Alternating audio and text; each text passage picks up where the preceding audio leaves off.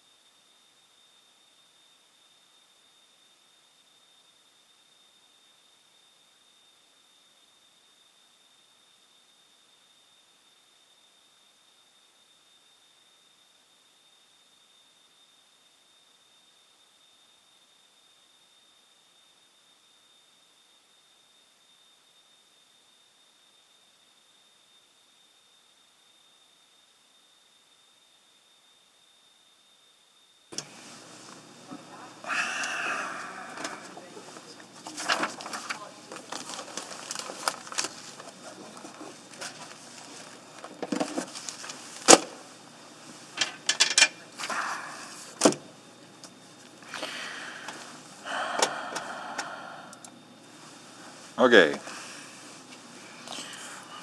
Welcome back to the December 9th council meeting, continuing here on December 11th to hopefully conclude our budget and a few other outstanding matters. I'll roll call, this time starting with Councillor Walters. Good morning, Mr. Mayor. Good morning. And everybody else. Councillor Banga. Good morning, all. Morning. Councillor Cartmel. Good morning. Thank you. Councillor Katarina. Good morning. Morning. Councillor Zadig. Hello. Happy Friday. Morning. Councillor Etzinger. Yeah. Good morning. Morning. By the Councillor way- Hamilton.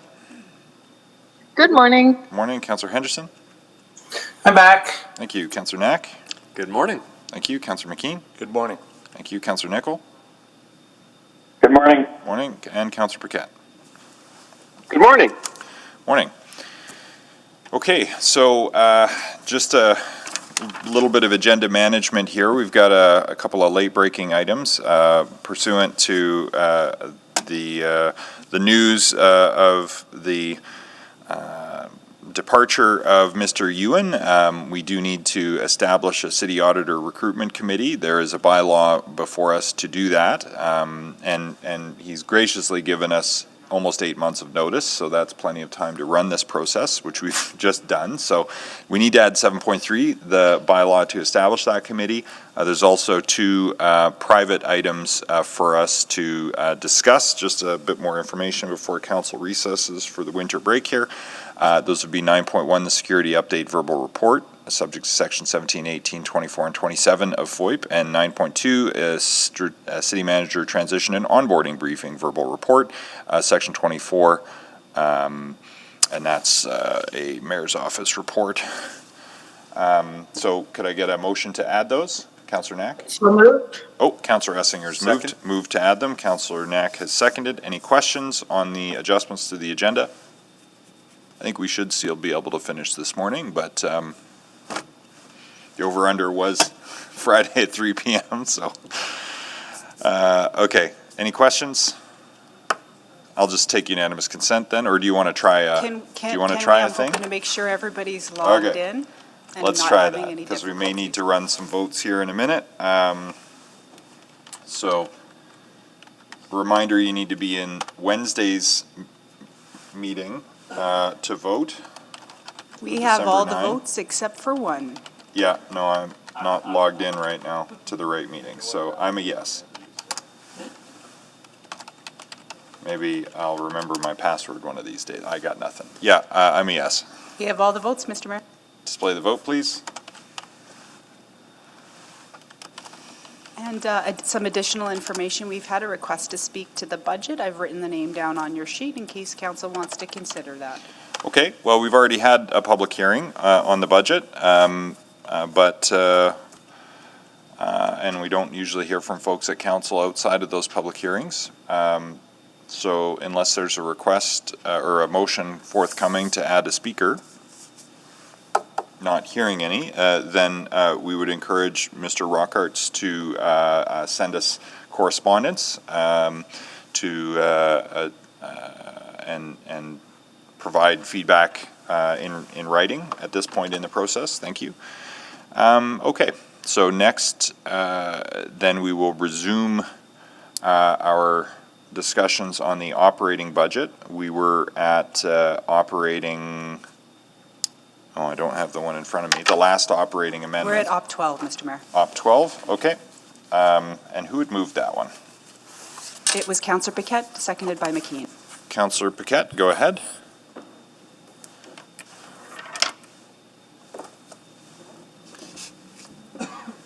Councillor Paquette? Finding which device you're streaming from is always really helpful. Okay. Yeah, let me just pull this up. It is, we've got a lot of windows here. Op 12. Oh, I see what's happening. Yeah. Bear with me. I'm Mr. Mayor, navigating. Can I read it in Yeah, for you, Councillor? that would be great. I was just going to say, because while we're I doing can't that, seem could to I, change my tabs on this Excel document. Mr. Mayor, I was just hoping So while if- Councillor Paquette is getting that sorted out, I was wondering if we can just get a status update on to where we're at, what's left in the tax levy. We normally would get that. Do we have any? I think there's like 100. Sure, yeah. It's essentially within spitting distance of zero at this point, on the low side, yes? Yes, you're still sitting at a 0% tax increase, and there's just minor rounding differences. So you're over about $101,000. So 101? not much. Okay, thank you.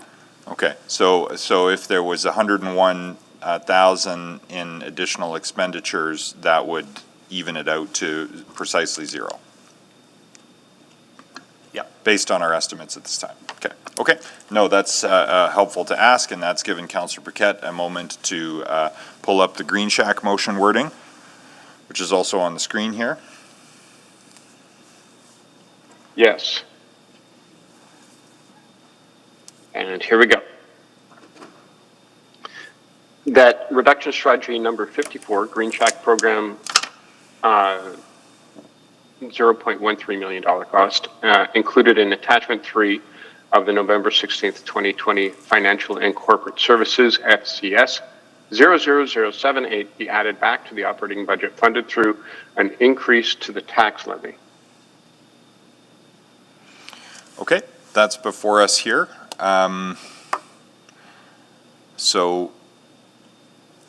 Okay, questions on that, Councillor Knack? Thank you, Mr. Mayor. I'm wondering if this would be a program or a service that would qualify for, because we didn't use up all of the 5.5 million we've set aside for policing, which is meant to go to community programming and things like that. So I don't know if this would be a profile that would qualify for that funding under the definition that we had, Green Shack supporting. That's not a technical question, it's a political question. Okay. I would say, if I'm giving political advice, the case could be made. Mm-hmm. Okay. Well, I'm thinking, just looking at that and knowing that there's still some additional work, but we won't be getting recommendations for a while, maybe I would amend that to change the funding source like we did with the previous op that we did for the CIG grant. So. Okay, I think it would be amended to say, as a result of diverting monies from the EPS budget through previous council decisions on July 7th, 2020. okay, is there a seconder for that? I'll second that. Okay, thank you, Councillor Caterina. Mr. Mayor? Yeah. Could we get clarification if that's ongoing or one time? Yeah, that was going to be my question, and I have another suggestion that might solve an ongoing here. But we can take questions on the amendment now I assume, is that, because we've only pulled it on a one-time basis up to this point, so would that be your intent, is to fund this on a one-time basis Yes. with funds from that? Okay. Yes, but if you have a suggestion, I'm also willing to withdraw to wait to hear what your suggestion is. Okay. Well, why don't we talk through your option Sure. here, and then I'll give an alternate option. So, Great. Councillor McKean? Thank you. So I'm sorry, I can't read the screen, but roughly, we would be close to zero if this passed, yes? That is correct. That's correct, yep. Well, just speaking to this briefly, I sometimes think we overcomplicate things. We've got this covered in the tax levy. Wonderful program. I won't support the amendment. I think the original motion was appropriate and was funded appropriately.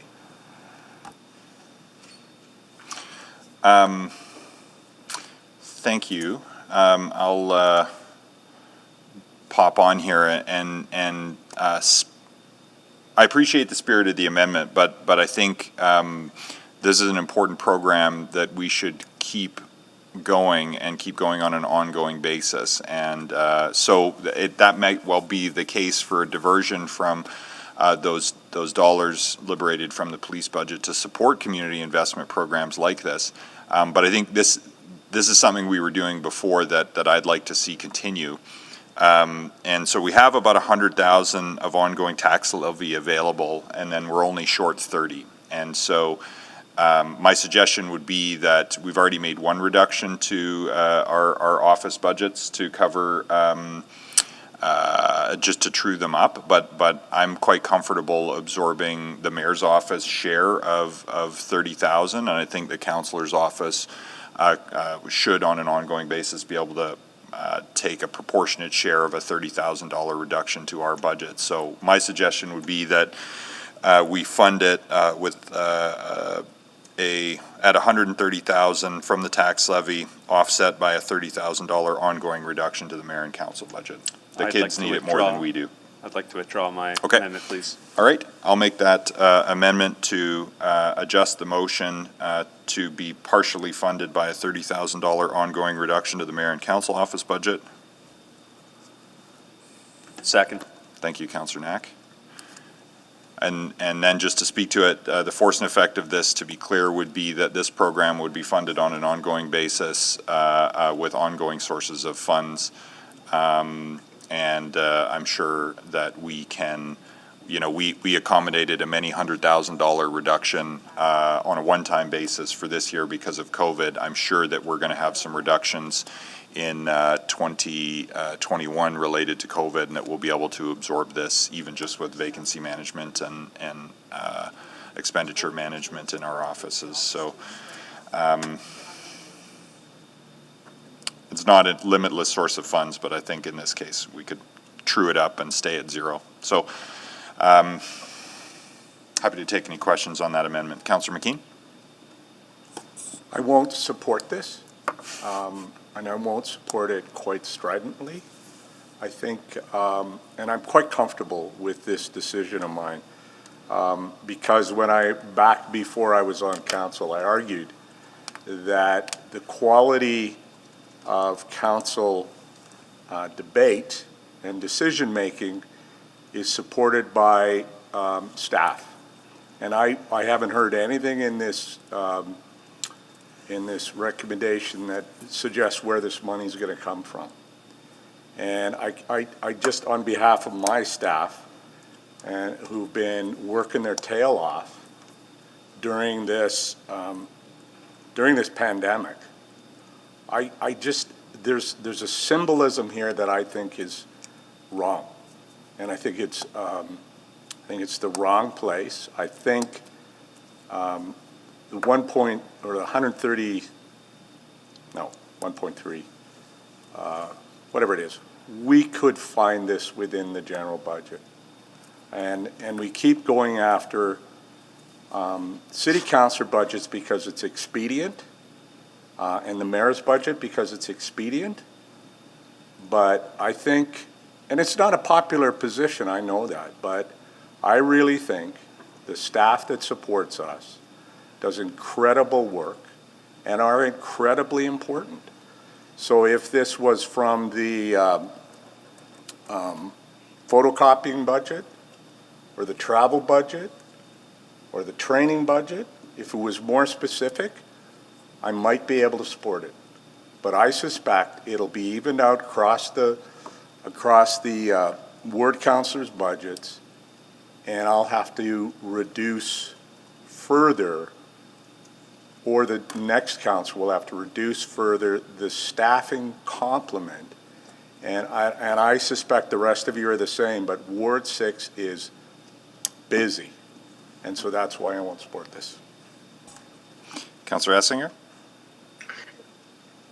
And I know we're talking about the amendment, but I wanted some clarity on the motion before I voted on the amendment. May I ask that question? Because I just wanted to make sure I understood, this is not the Green Check program that we do in the summer. This is about the Green Check program that's for the fall and winter portion only. And I was curious if they needed the whole 130 of what the program would look like if we did the 100. Councillor, you're correct. It is just the fall, winter, and spring portion of the Green Shack program. The most popular element of the whole Green Shack program, as you well know, is the summer program, and that's not being impacted by this reduction. And so, tell me the difference between 100 and 130,000, what that gets, because I just wondered if maybe we should modify it to 100. I'm just trying to understand. The only comment I could make on that, Councillor, is currently the program we're talking about currently is run in about 72 different sites. So we could do the math and proportional it out. It would just be run in fewer sites. So that works out to about 18 sites per quadrant in our city. So that would be reduced from 18 to a lower number. And Mr. Smythe, just to help me understand, I believe that these have considerable lower attendance than the summer programs. Is that right? That's correct, Councillor. Our metrics show that there's about 4 to 5 children per hour who would attend this program in those parts of the season, whereas in the summer it's probably 3 times that.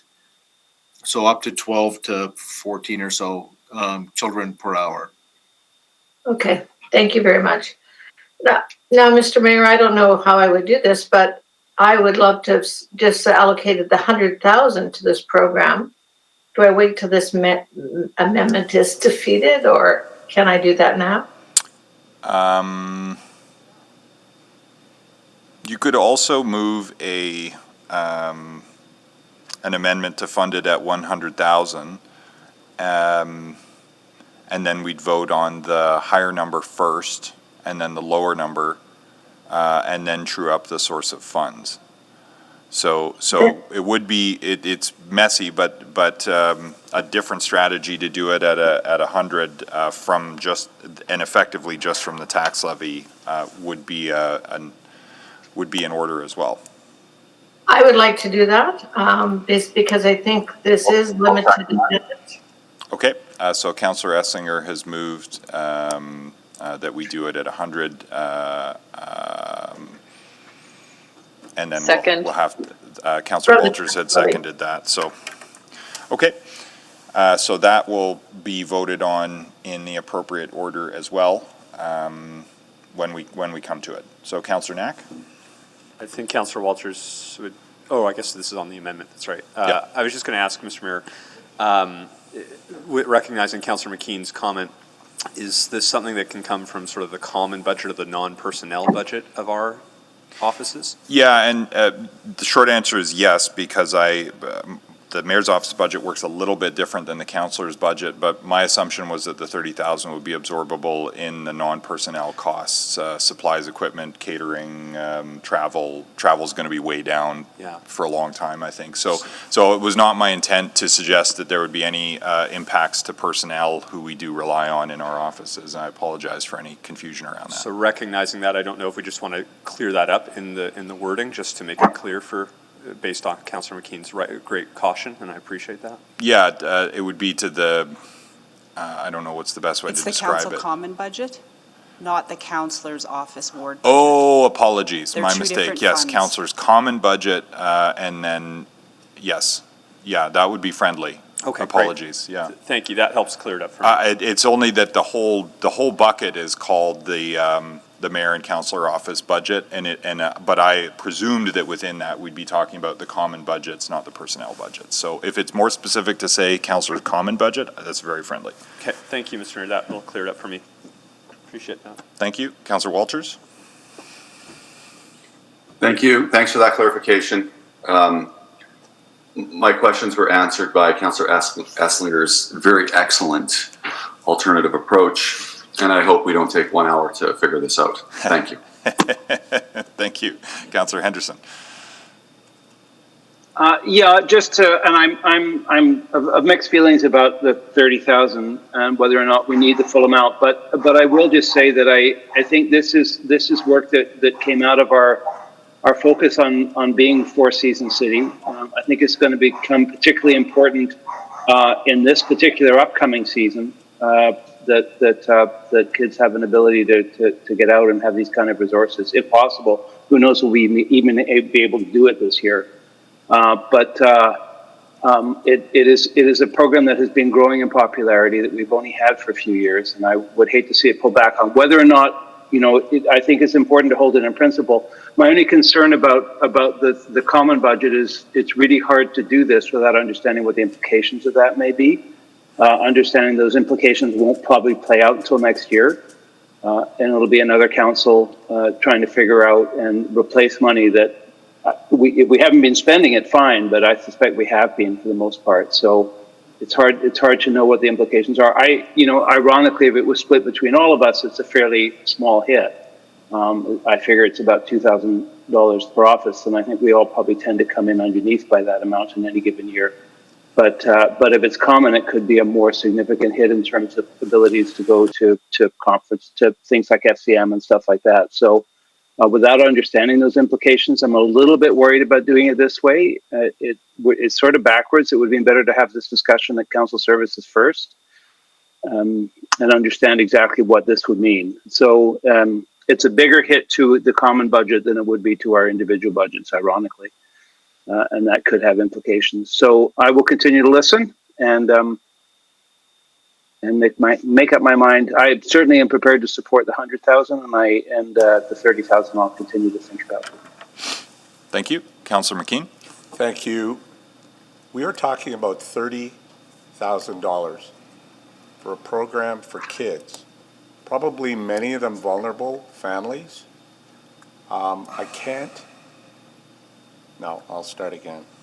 I would urge my council colleagues to fund this program.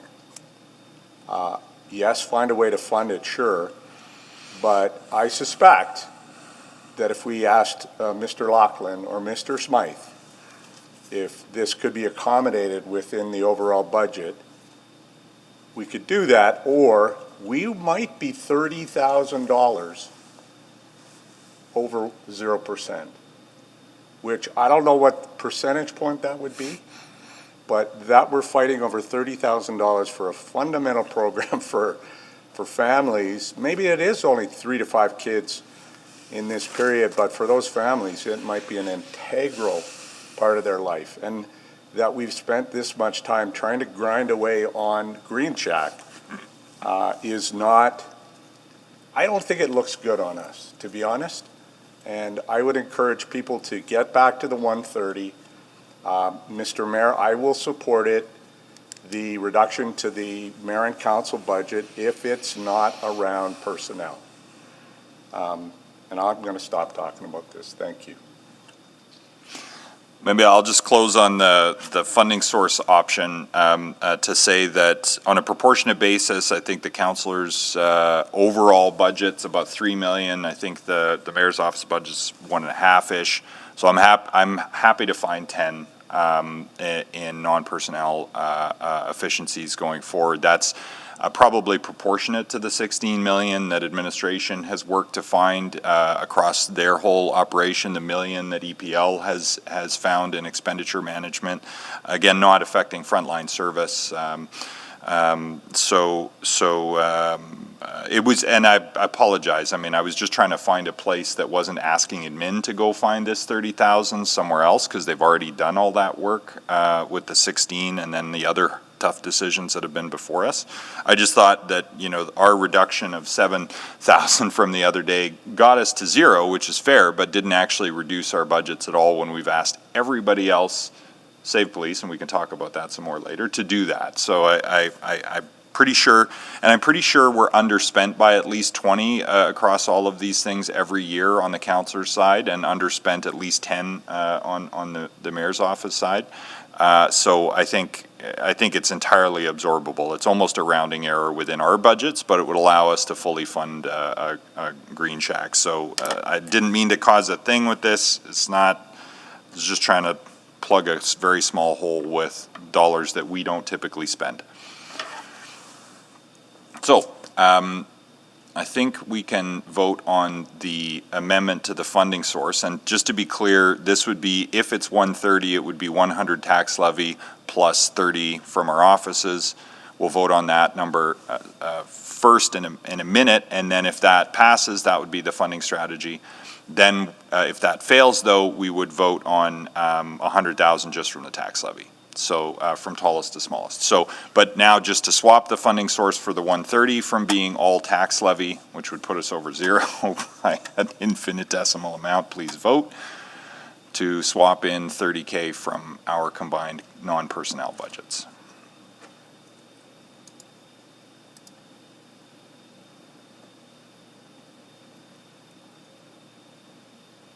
Then separately, you'll get to decide on whether you want it at 130 or 100 for the program.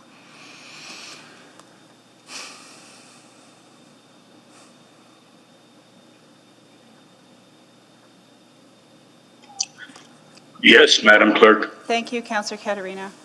I'm a yes. Councillor McKean. I'm a yes. Thank you. Councillor Walters. I'm a no. Thank you. And waiting for one more, Councillor Cartmel. No. Thank you. We've got all the votes, Mr. Mayor.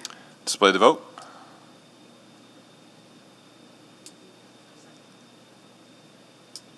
That's carried 9-4. Okay, so now the option is, do you want to fund it at 130 using that strategy of the mix, or at, and if that passes, that will be the choice. And if that fails, though, you'll have the opportunity to vote on 100 just from tax levy. So, which is Councillor Essinger's proposal. So please vote on 130 with the blended funding source.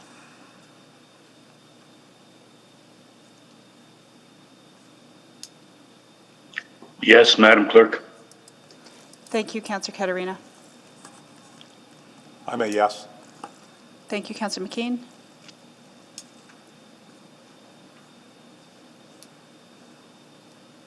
Walters is a no. Thanks, Councillor Walters. Councillor Paquette?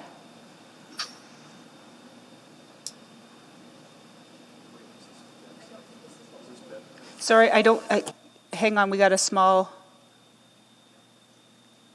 hang on, I can't see what's. We're voting on 130, Yep. tallest to smallest. Yeah, so we're going to clear this vote away, please. We're just going to reset the system. Start over. Yeah, thank you. Main motion as amended with the funding source blended of 101 tax levy and 29, I guess, of whatever.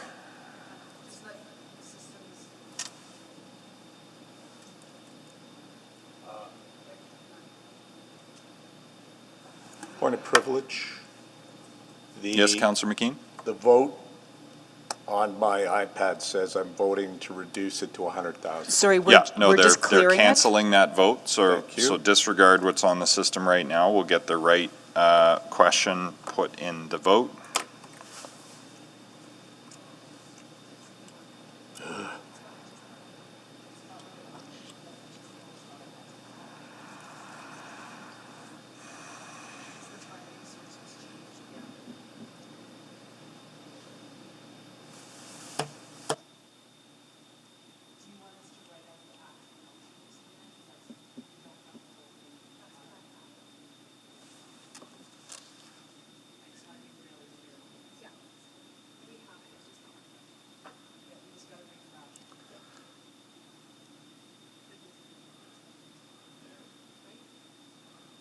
Yeah, so this is version 1 as amended. Version 2 would be 100,000 all from the tax levy if version 1 fails. Okay, so now we're voting on version 1, which is 0.13 million, funded 100 from the tax levy and 30 from a swap from our offices. Yes, Madam Clerk. Thank you, Councillor Katarina.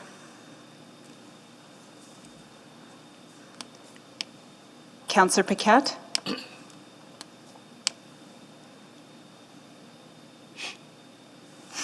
Sorry, I was trying to log in to speak to this. Is this, are we voting now on the item, or are we voting on the amendment to the item?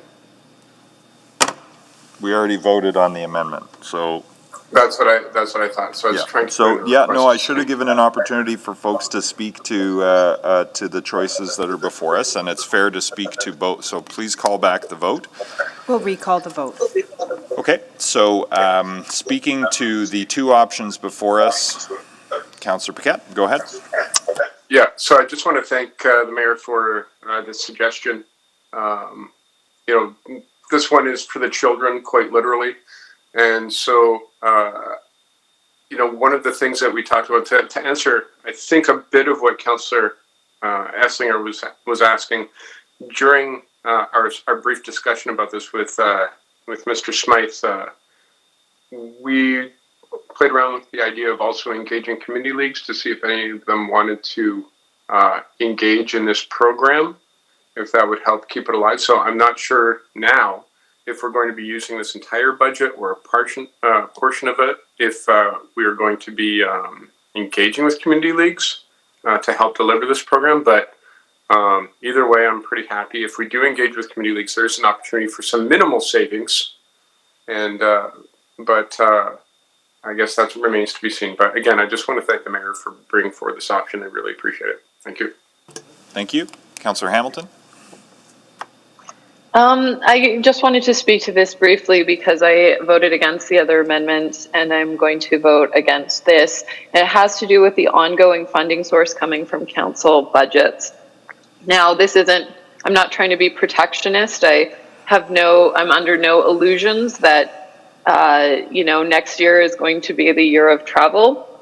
But I think that it sets a very poor precedent and it's a bad example to pull $30,000 ongoing out of the council common budget. And I don't know if anyone recalls the occasionally rancorous conversations that we had amongst ourselves after the election with respect to the need for common budget allocations as new councillors came in. But and I hope that was a one-time thing, but it's possible that other councillors who are coming in, we might be spending money that they need as well. So for $30,000, I know it seems small, but it's the kind of governance misstep that drives me bonkers, frankly. It's $30,000 that I'm sure we could find someplace else.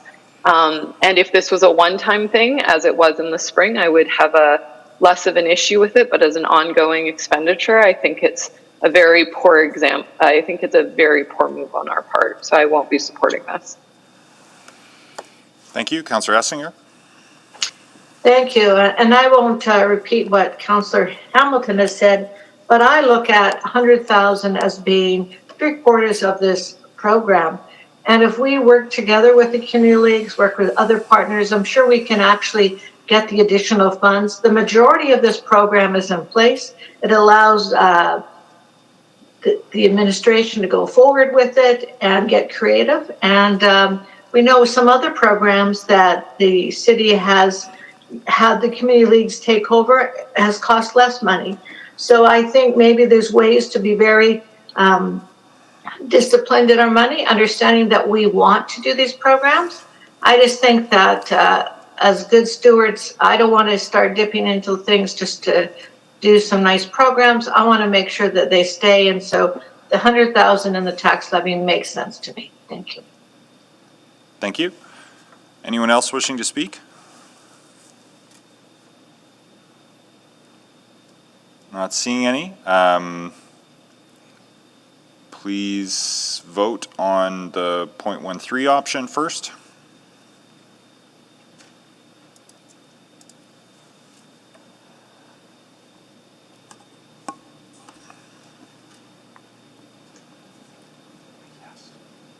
I'm a yes. Yes, Madam Clerk. Yep, thank you, Councillor Katarina. Mr. Mayor, we have all the votes. Display the vote.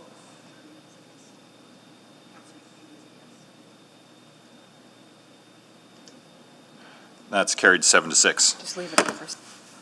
Sorry, guys. I didn't mean to start a thing, but anywho, so those are the Got it. amendments, all complete now. We are at exactly 0.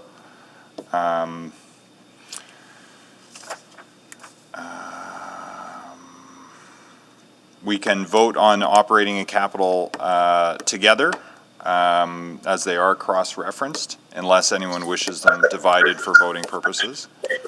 Yeah, Mr. Mayor, I do have a point of privilege, and I would like some guidance on it if it's possible. Okay, go ahead. Okay, so at the tail end of the evening, in the first meeting of the budget discussion here, Councillor Henderson asked a question about transit fares, and it raised some murky questions about how we were moving forward. The item was to raise transit fares, but that wasn't actually something that was in our budget in any way that was clear. There was no way to actually raise that or prepare for it. And so I'm just wondering if that question, it could be rolled over to the spring budget where it was originally intended to be had. Well, I hear you, but the question was not only asked but also answered, and my understanding is the answer was that one of the reduction strategies was to reinstitute the fares, which typically come into place in February. So we would actually need a motion now, so that the motion that's on the floor includes all of the strategies administration has proposed, and one of those strategies is to do the fare increase effective February.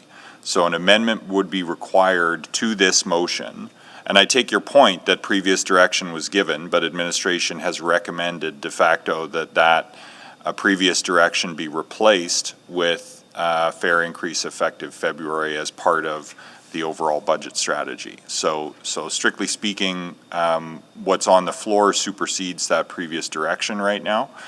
And an amendment to what's on the floor would be required even to postpone it to April. But we would need a number, and that was the other part of the issue, is we're not entirely sure what that number would be. Okay, yeah, that makes sense. It's just, I guess my sticking point is that recommendation wasn't actually in the budget.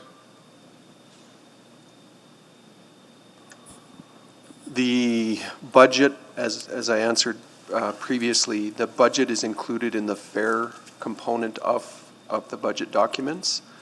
Right, which said it was on hold. And no, it's in there. The motion was to revisit, and the revisit would be done through an amendment or an adjustment, and we didn't make that amendment or adjustment.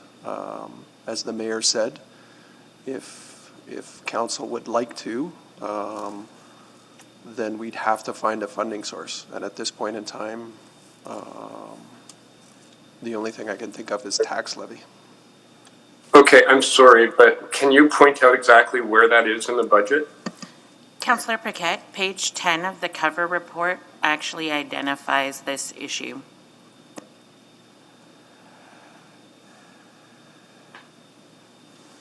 Says at the December 11th council meeting during the fall 2019 SOBA, council passed a motion that further transit fare increases for 2021 and 2022 be put on hold pending the outcome of discussions of the spring 2021 SOBA about the impacts of transit service improvements such as BNR and Smart Fare. The Edmonton Transit Branch 2021 revenue budget includes an increase of $2.7 million as approved by City Council in the original 2019 to 2022 approved budget. The fares to support this revenue are included in the user fees, fines, and permit section of Attachment 3. Okay, and then, but we also were told, like, so changes were highlighted in yellow, but there was no highlighting of fare changes. I know this is a sticking point, but I didn't really see it clearly communicated that this was something that was going to be on the floor in the form that it is.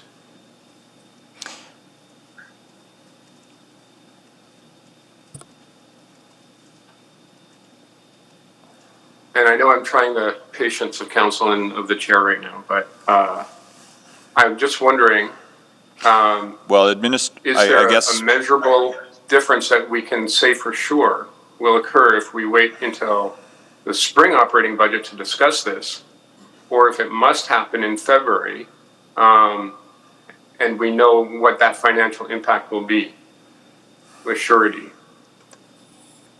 Our best estimate, Councillor Paquette, is 2.7 million. It's highlighted in the report. And the mechanisms as described are either we do something now or it would have to be addressed in February before the bylaw is approved. Okay, well, with deep regret for being a bit of a thorn here, I will make the motion that we examine the fare increases at the spring SOBA instead of automatically raising them in February. Okay, the motion will need to be more specific than that to be a budget amendment. Okay. Because that's policy direction with a budget amendment, and there's some impact. So it's 2.7 million is the forecast revenue implication to freezing the fares for the entirety of the year. I hear you suggesting that question be postponed some 2 or 3 months for consideration at the spring, reconsideration at the spring supplemental. So there might be a prorated amount to that. The challenge is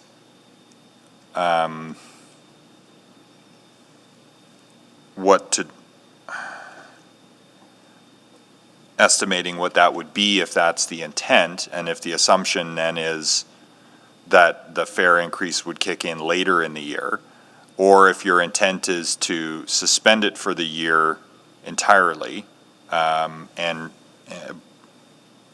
but still revisit the question at the spring supplemental, in which case it's a $2.7 million touch for 2021. Yeah, my intention is that we would just revisit it in the spring, and we would have these few months of winter operation to get a more clear picture. And I think, just quick math off the top of my head, might be about $200,000 if the numbers hold for the estimate.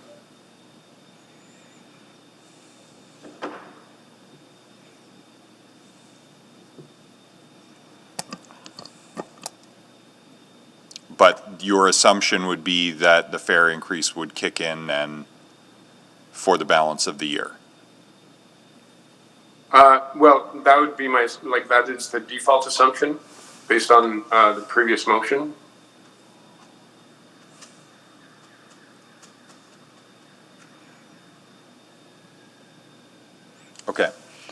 Well, I'm still not clear, but let me see if I can chase it down. You want to make a $200,000 one-time reduction? Yeah. Or, we don't have the exact numbers. Is there a way we can circle back to this? But we can't because this is the last part of the operating. Okay. Well, honestly, that was several days ago was the moment to do this. But I'm giving you some latitude because as a point of privilege, this was not clear. So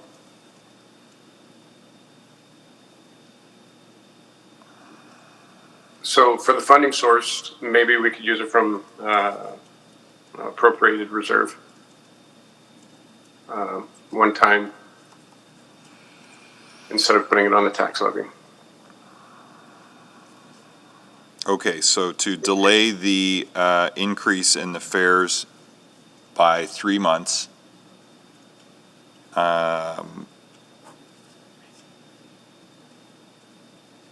which would reduce the revenue estimate for ETS by, your suggestion is 200,000 on a one-time basis with funding from the appropriated FSR. Yeah, if it's 3 months, it's a little bit more than that. So I'm not sure how that balances, but We've done a quick estimate, Mr. Mayor. Mr. Lachlan? We've done a quick estimate, and it's 750,000. 750K. Okay. That's administration's estimate of a 3-month delay is 750,000. so 2.7 divided by 12 times 3. Is that? Well, divided by 11 because it's only 3 months out of the 4, and there is some seasonality to it, which I'm not sure if administration's. And that's on the assumption that it returns to the fare as identified in attachment 3. Effective sometime in Q2. Correct. Yeah. Okay, and just to be clear, these projections are based on pre-COVID numbers or in situ? Counselor, they're the pre-COVID numbers, but we've made the adjustments to the fares in the COVID budget on a one-time basis. So that we are trying to tackle the ongoing budget gap that is created by fare differentials. Okay, so this is based on previous ridership numbers, not current ridership numbers, just to be clear. Correct, but that's my understanding. I'm looking to Ms. Padbury, but I do highlight that there were some adjustments made in the one-time budget. So that's correct. The ongoing budget contemplates fare increases at the pre-COVID rates, and then you adjusted on a one-time basis revenue down to cover the COVID loss of revenue in total. I see. So, yeah, as you can see, my lack of clarity grows. So so I guess I would make that motion based on those numbers, even though we know that those numbers aren't accurate for what the actual cost would be. Well, they're best estimates for the moment, and budget is always just your best estimate for the moment. So your motion is to delay. Now, just to double check, is that all of the fare increases or just the cash fare increase? Well, I think that if it was, I would prefer that it's all the fare increases. However, if council can only support the cash fare increases, okay, well, if your motion, I'll take what I can get. If That's you're basically where we're at this point. okay, well, just to clarify, your intent then is all of the fare increases be postponed. I guess it's 3 months from February to April.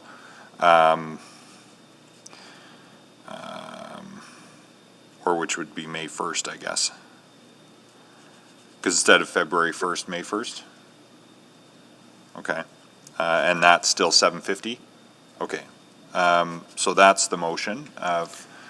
Clerks can get that, and the funding source for that is appropriated FSR on a one-time basis. So, Mr. Mayor, just before we vote on this, I'd like a few seconds to make sure we Sure, actually yep. get this right. Yep. I'll second it, just Thank so we you. have a Okay, motion. Councillor Knack seconds. Okay, let's just pause for a moment so admin can make sure the wording is.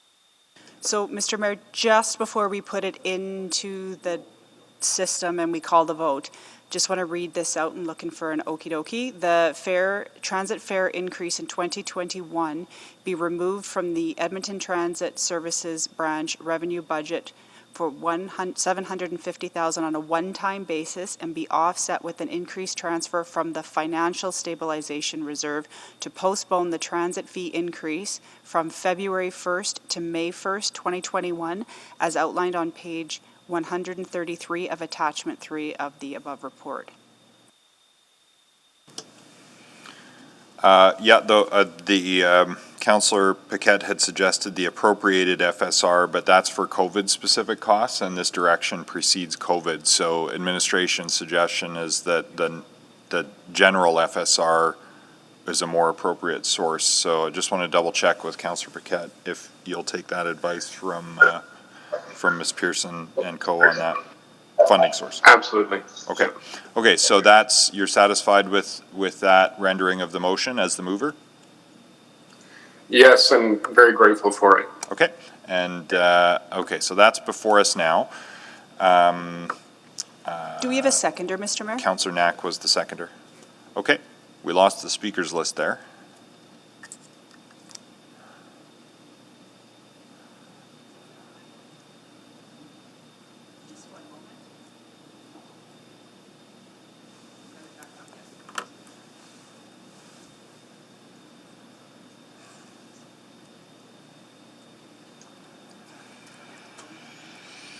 Thank you.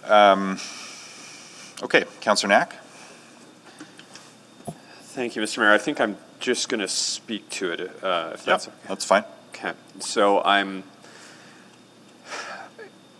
know this is not an ideal way to try to essentially get a few extra months to really think about this, but I can't think of a good amendment or alternative.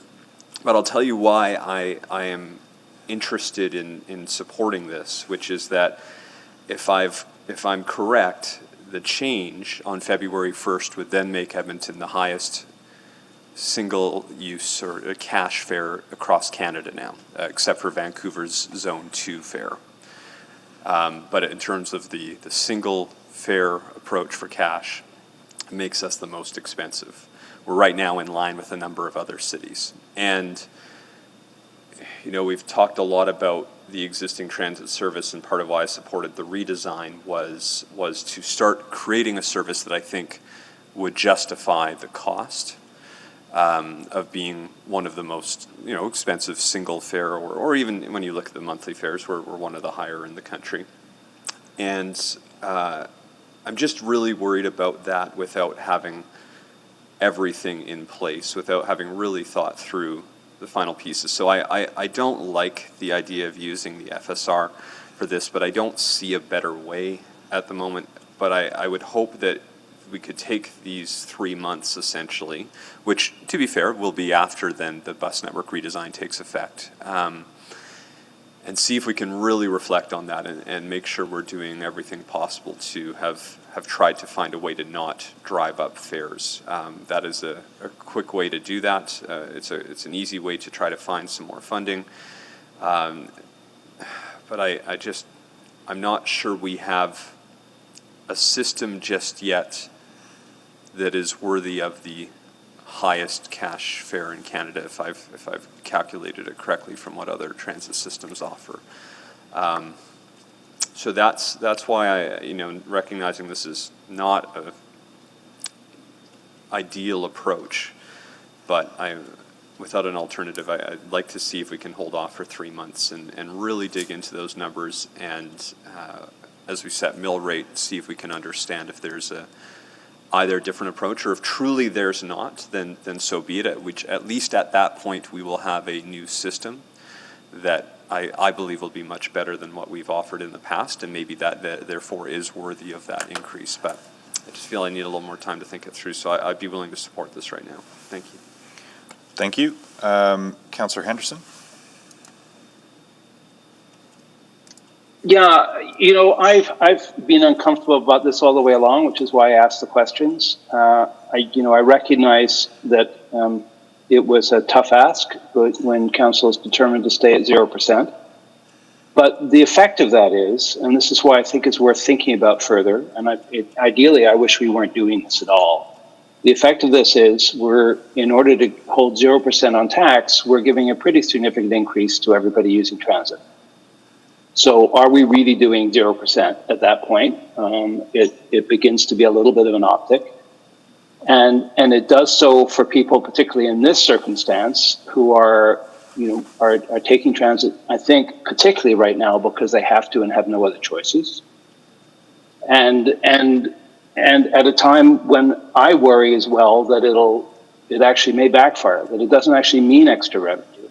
It only means extra revenue if we hold all of our business.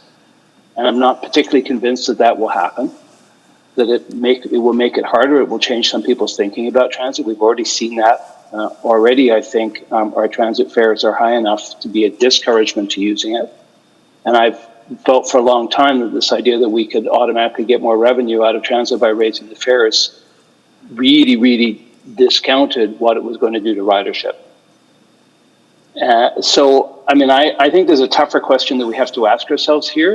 And if we were really, maybe that's the one we should be asking, is whether or not we're prepared to create the opportunity for a 0% tax increase by putting an increase onto transit instead.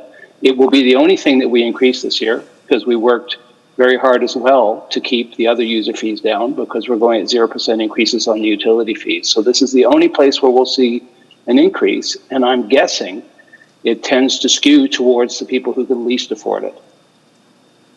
So I will support this because it'll buy us some time. I'm not naive enough to think that it's not going to face us with a tougher conversation in the spring, and that will be about whether or not we raise them at all, which will affect the mill rate.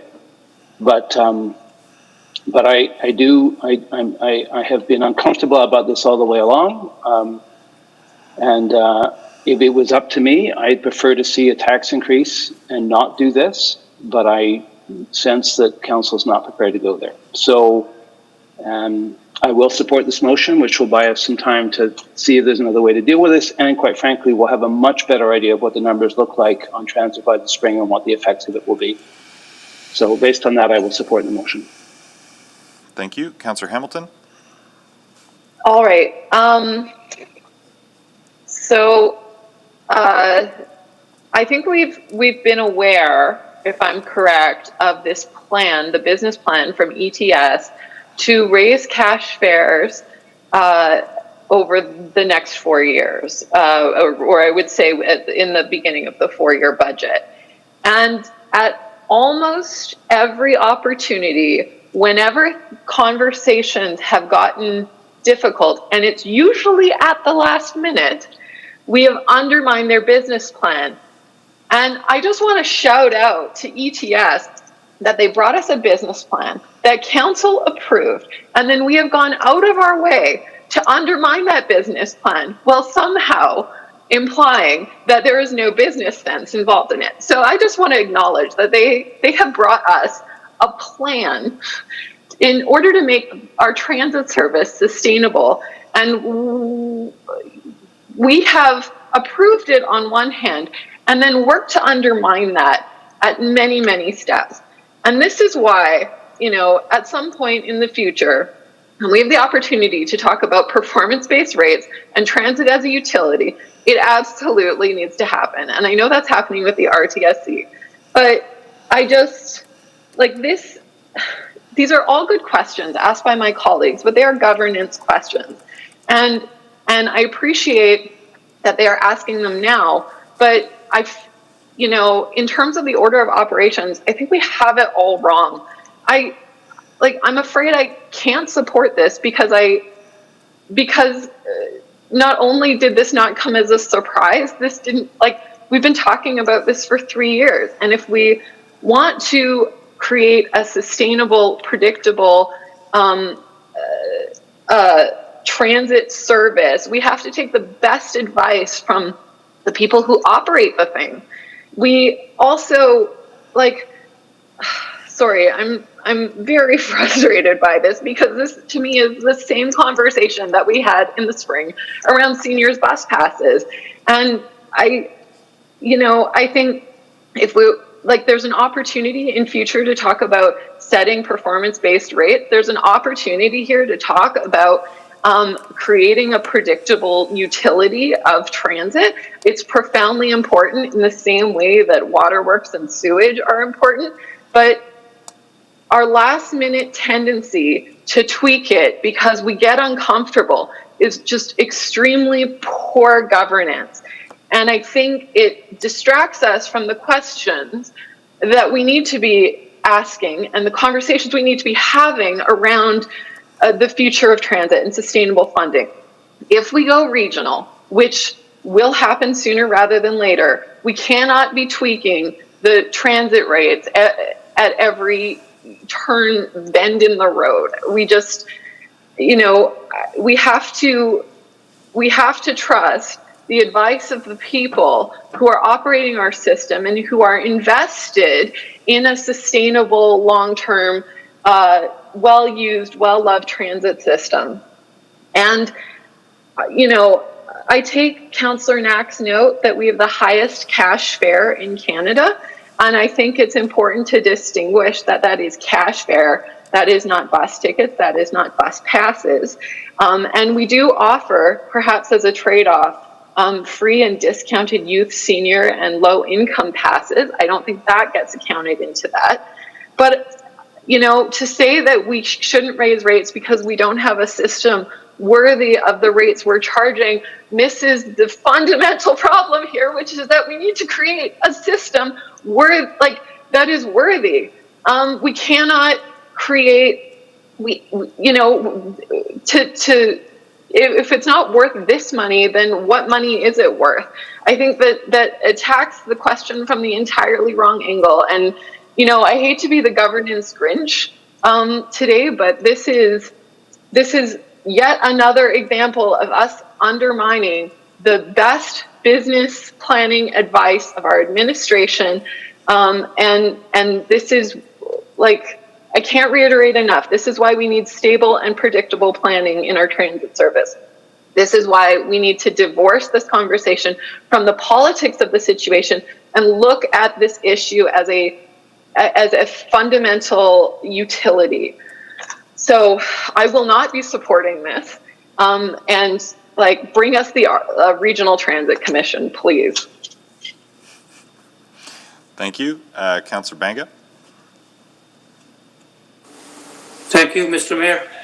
My question first for the administration is, what would a delay of 3 months would get us?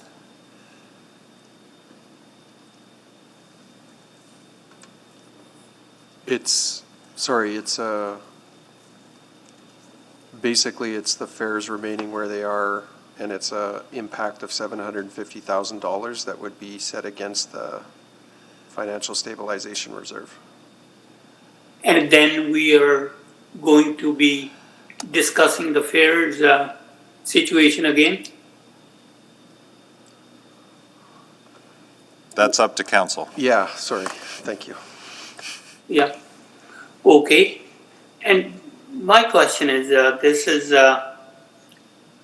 when we're talking about that, we are the highest in the country for the fare per ride, I guess. Does somebody know what is like actually dollars and cent figure there that we are above the top, I guess, whoever the top is? I'll see it. How many cents does it make a difference per ride? Well, Councillor, it's Gord Sebrick here. We do have that information. We can certainly provide it. And there, as Councillor Hamilton alluded to, there are different elements within the fare structure for different types of fares. So we highlighted the fact of cash fares being higher, but we certainly do have a number of other products that fall within different realms. So again, if we look at it on an overall perspective, we are not too far out of line with a lot of municipalities. And I think, again, a lot of the planning for the 2019 to 22 budget was done 2 years ago pre-COVID. So there are many factors in play in terms of trying to project what we'll see next year. Thank you. And I guess, agreeing with Councillor Hamilton's point there. To me, it seems like we are, after finishing the debate, we are just kind of making further tweaks and wherever we see fit without any, I guess, pre-planned way of doing things. Transit has worked on the budget and they brought the recommendations, and in my mind we accepted those recommendations, and but now at the last moment we're trying to change that again, and I know it's $750,000, whether it's coming from FSR or is it coming from tax levy. To me, money is money. It's coming from, I guess, and if we will have less money, $750,000 less money available to us for whatever else we do. So at this point in time, you know what? I am not going to support it, even though it might be not popular, but I guess we gotta stick with our plans. Thank you. Thank you. Councillor McKean. Thank you, Mr. Mayor. Mr. Sebrick, I apologize for this question, but there's been some really good arguments made on both sides here, and I'm struggling a little bit. Do we know, or have we done any analysis on whether people who are financially challenged are cash fare customers, or whether or not we tend to try to facilitate them accessing the subsidized fare program and passes? So, Councillor, we have done quite a bit of analysis on that, also using a GBA plus lens in terms of what some of those user groups are made up of with respect to where they sit in the fare products. I think part of the challenge is that we've tried to build a system that's relatively balanced and does provide a sort of a base level of service, and then where we've gone into some of those challenge groups, we do have the fare products like Ride Transit. So we've done a lot of that work. I think part of the situation right now is that what we've seen as an impact with COVID, for example, is people have shifted away from some of the fare products like the adult passes and moved more to the cash fares just because of the uncertainty of the times. They're less willing to commit to some of the longer term products. So we've seen that, and that has certainly had an impact on the fares on the short-term basis. But our overall policy and principles are to try and accommodate the different user groups with sort of an agile perspective and a GBA plus lens. Yeah, thanks. So, and do you think we might have a little bit more information by the spring supplemental budget on that current situation? I mean, we've heard 180 people per month are sliding into, if not homelessness, at least precarious housing status. And so I'm a little bit, I'm torn here, because I think Councillor Hamilton very passionately made a real case for staying the course, but I'm a little concerned that we might be piling on, I think maybe as Councillor Henderson was trying to get at, and though imperfect, we might have a little bit more information by the spring on the impacts of cash fares and these fare hikes on vulnerable people. Do you think that might show up in our data, Mr. Seabright? Well, Councillor, certainly with having more operational observations, we will have more data in terms of the impacts. I think the thing to keep in mind is, so the fare increase was based on a longer term model. We are certainly accommodating some of those fluctuations through the COVID impacts portion of the budget, which Ms. Padbury alluded to. So we would have more insight into some of the specifics of this type of, the impacts of the current situation. Keeping in mind, though, again, that the proposed fare increases are part of a fare policy and a budget that is on a longer term basis. So right. I think the key is that we are able to adapt to some of the shorter term impacts while still staying true to the longer term plan. Well, just speaking very briefly, I will support the motion because I'm a little concerned about impacting those people who have to go to work, have to take transit, working in, for example, the service industry and other places where they, like I say, they don't have the option of working at home. And I'm a little concerned about that group of people. I think, though this is imperfect, and I really do take Councillor Hamilton's point, I think this will give us 3 more months of breathing room to know what COVID impact will be, and maybe we can further analysis of the fare products being utilized. We'll have a better idea, and maybe by the spring budget we'll also know where we're at as far as bending the curve and all those things. So yeah, I will support this. Thank you. Thank you. Councillor Knack? Mr. Mayor, I realize, questions? yeah, I didn't get to ask a question that based on this discussion, I feel like I should. That's fair. Yeah. Do we have the number of what that would be if we just stopped, if we didn't raise the cash fare? So we let the other passes go because we have a ride transit, a low-cost process in place for that, but we don't have something like that for the individuals. So do we have a number? Instead of $7.50, what would it be if we kept cash fares at $3.50?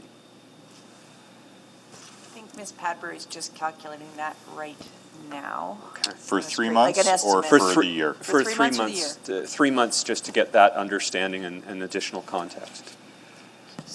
Can I maybe ask Ms. Houghton McDonald to provide that? Certainly. So when we look at our cash fare distribution for the year and then take 3 months worth, we're looking at $200,000.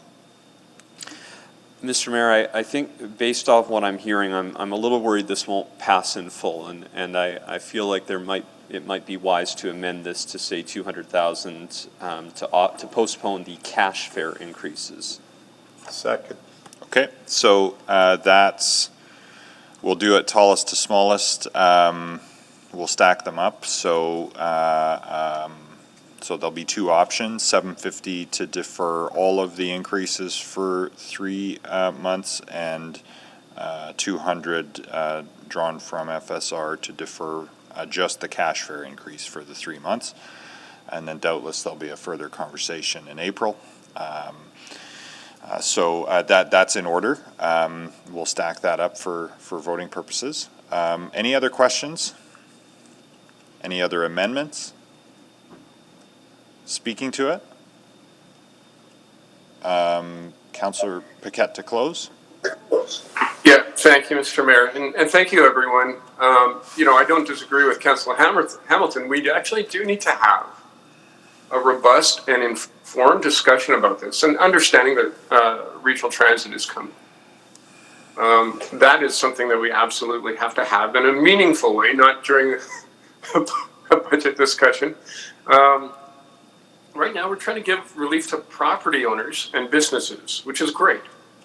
But I think it would send the wrong signal to give transit riders, who are primarily essential service and healthcare workers, an increase. On one hand, we're saying we're getting to zero. On the other hand, we're saying, except for you, you're getting an increase. How does that make sense? It doesn't make sense to me. These are the folks that we are calling heroes, and now they get to pay for the privilege of just a little bit extra more.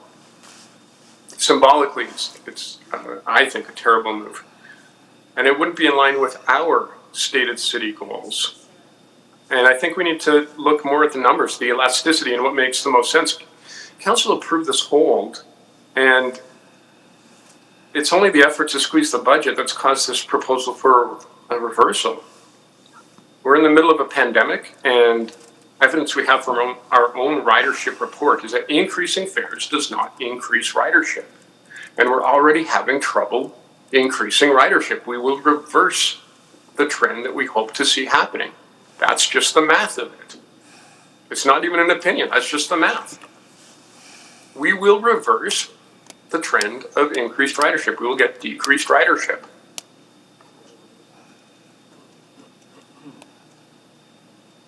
Our administration has told us that ridership is the priority.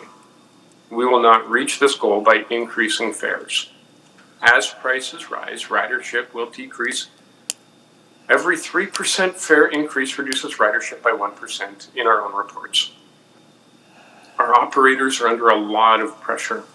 They're trying to enforce masks and other things, and the default then is just to not do that. I think this adds another layer of stress to their job that, frankly, in the midst of a pandemic, they do not need. Adding user fees is just a way to move money from one line to another in people's personal budgets, and it comes from the people who take transit, not the people who drive, but the folks that are getting up and going to make everything function for us right now.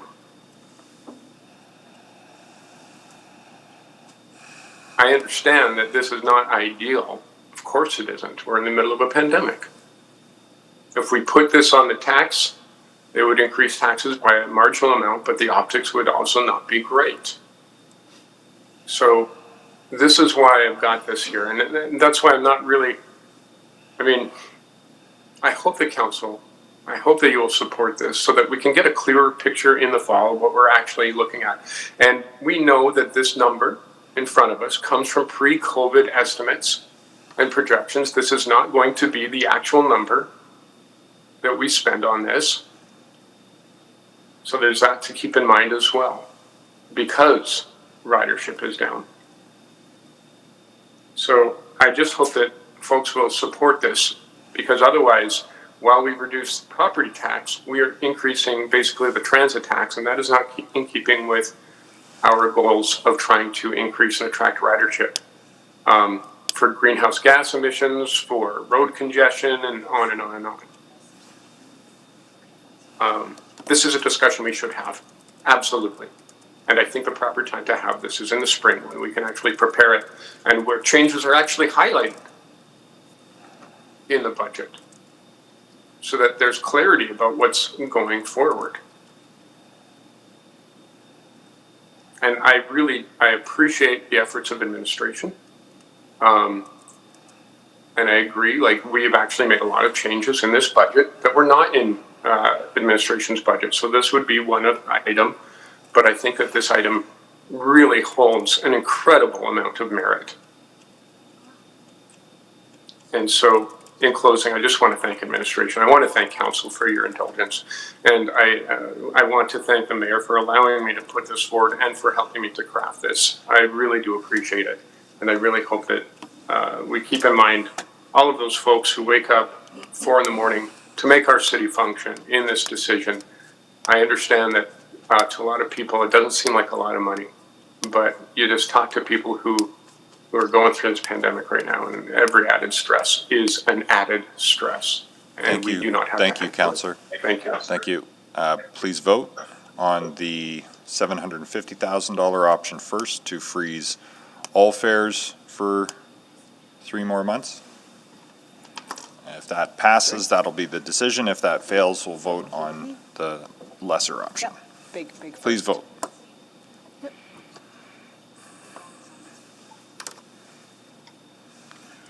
No, Madam Clerk. Thank you. We're just getting the vote set out. We've recorded your vote, Councillor Katarina.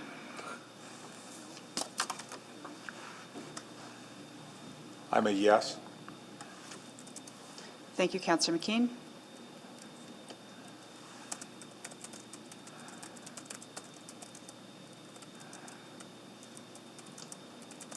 Councillor Cartmel? No. Thank you, Councillor Hamilton. No. We have all the votes, Mr. Mayor. Thank you. Display the vote. That has failed 5-8. Next is the option to freeze the cash fare for 3 months. Please vote.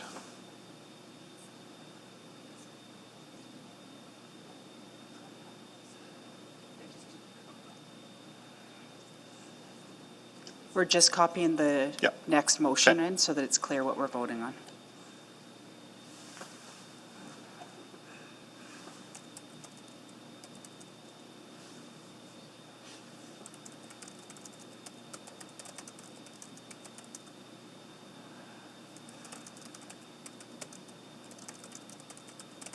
We're just waiting for 4 more votes. I'm a yes. Thank you, Councillor McKean. Yes as well for me, Madam Clerk. Thank you, Councillor Katarina. Just 1 more.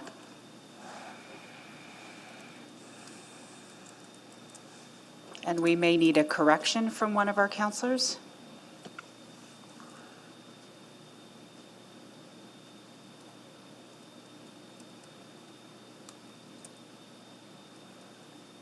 And we are good to go.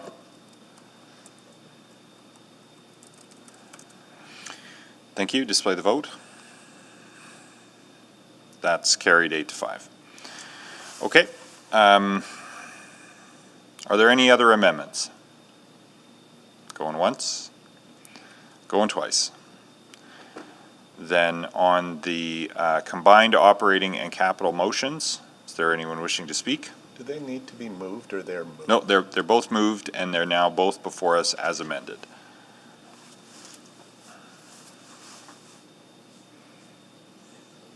Mr. Mayor, point of order. I have a couple of subsequents. Would those come later? We can do them now or we can do them after. If there's some ready to go, we could chip away at them. Okay, I will try to register to speak. Thank you. Okay. And Councillor Henderson? Yeah, I'll speak now if we're ready to go on it. We're not, I can wait. Why don't we get the budget out of the way and then that gives folks time to craft all their subsequents since it looks like there will be speaking on the main motion. So I'll come back to Councillor Cartmel and please just put a note in the chat if you've got a subsequent and we'll just make sure we get them all queued up here. So Councillor Henderson to speak then. Go ahead. Yeah, I will support the budget, not entirely happily, and I felt I needed to say that. I knew that there was a determination to keep to 0%. I feel that's a somewhat arbitrary number, and it's more about the optics of it than, as I've said before, than I think about what we need to do. I think we've done some really good work getting some things back that would have had a profound effect on people on the services that we provide. But I'm not convinced that we've done everything in terms of returning services that are going to matter to people. And I'm worried about that. I've seen it happen before. I've been down this road before, where through some really good work of administration to give us what we want in terms of what we want to do in terms of a tax piece, they pair things to the point where I think our services are impacted in ways that we hope isn't going to happen, but in actual fact, I think will. You know, it's a small thing, but I think back to the sandbox issue, where I think I said something very similar at the time, that we're going to regret this choice, and sure enough, we did. And I think there's probably things in here where that is equally true.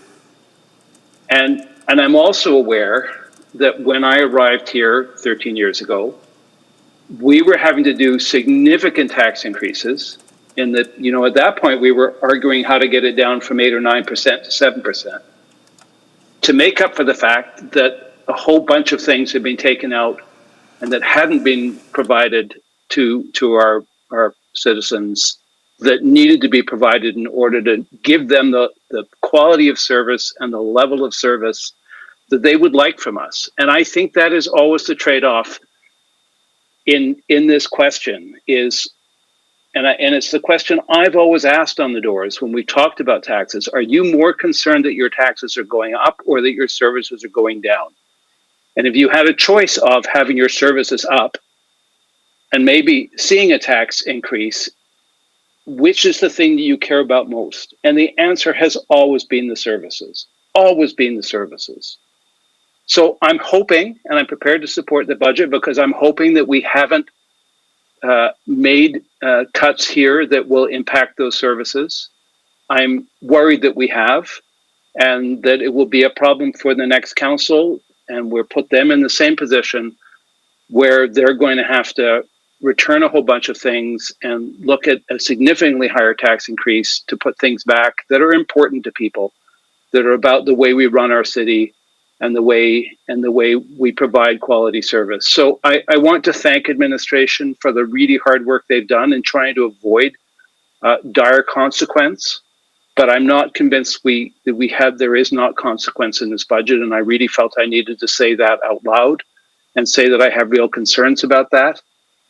Obviously, it's going to be really hard to understand and know what that looks like in this particular year, which is going to be strange for all sorts of other reasons.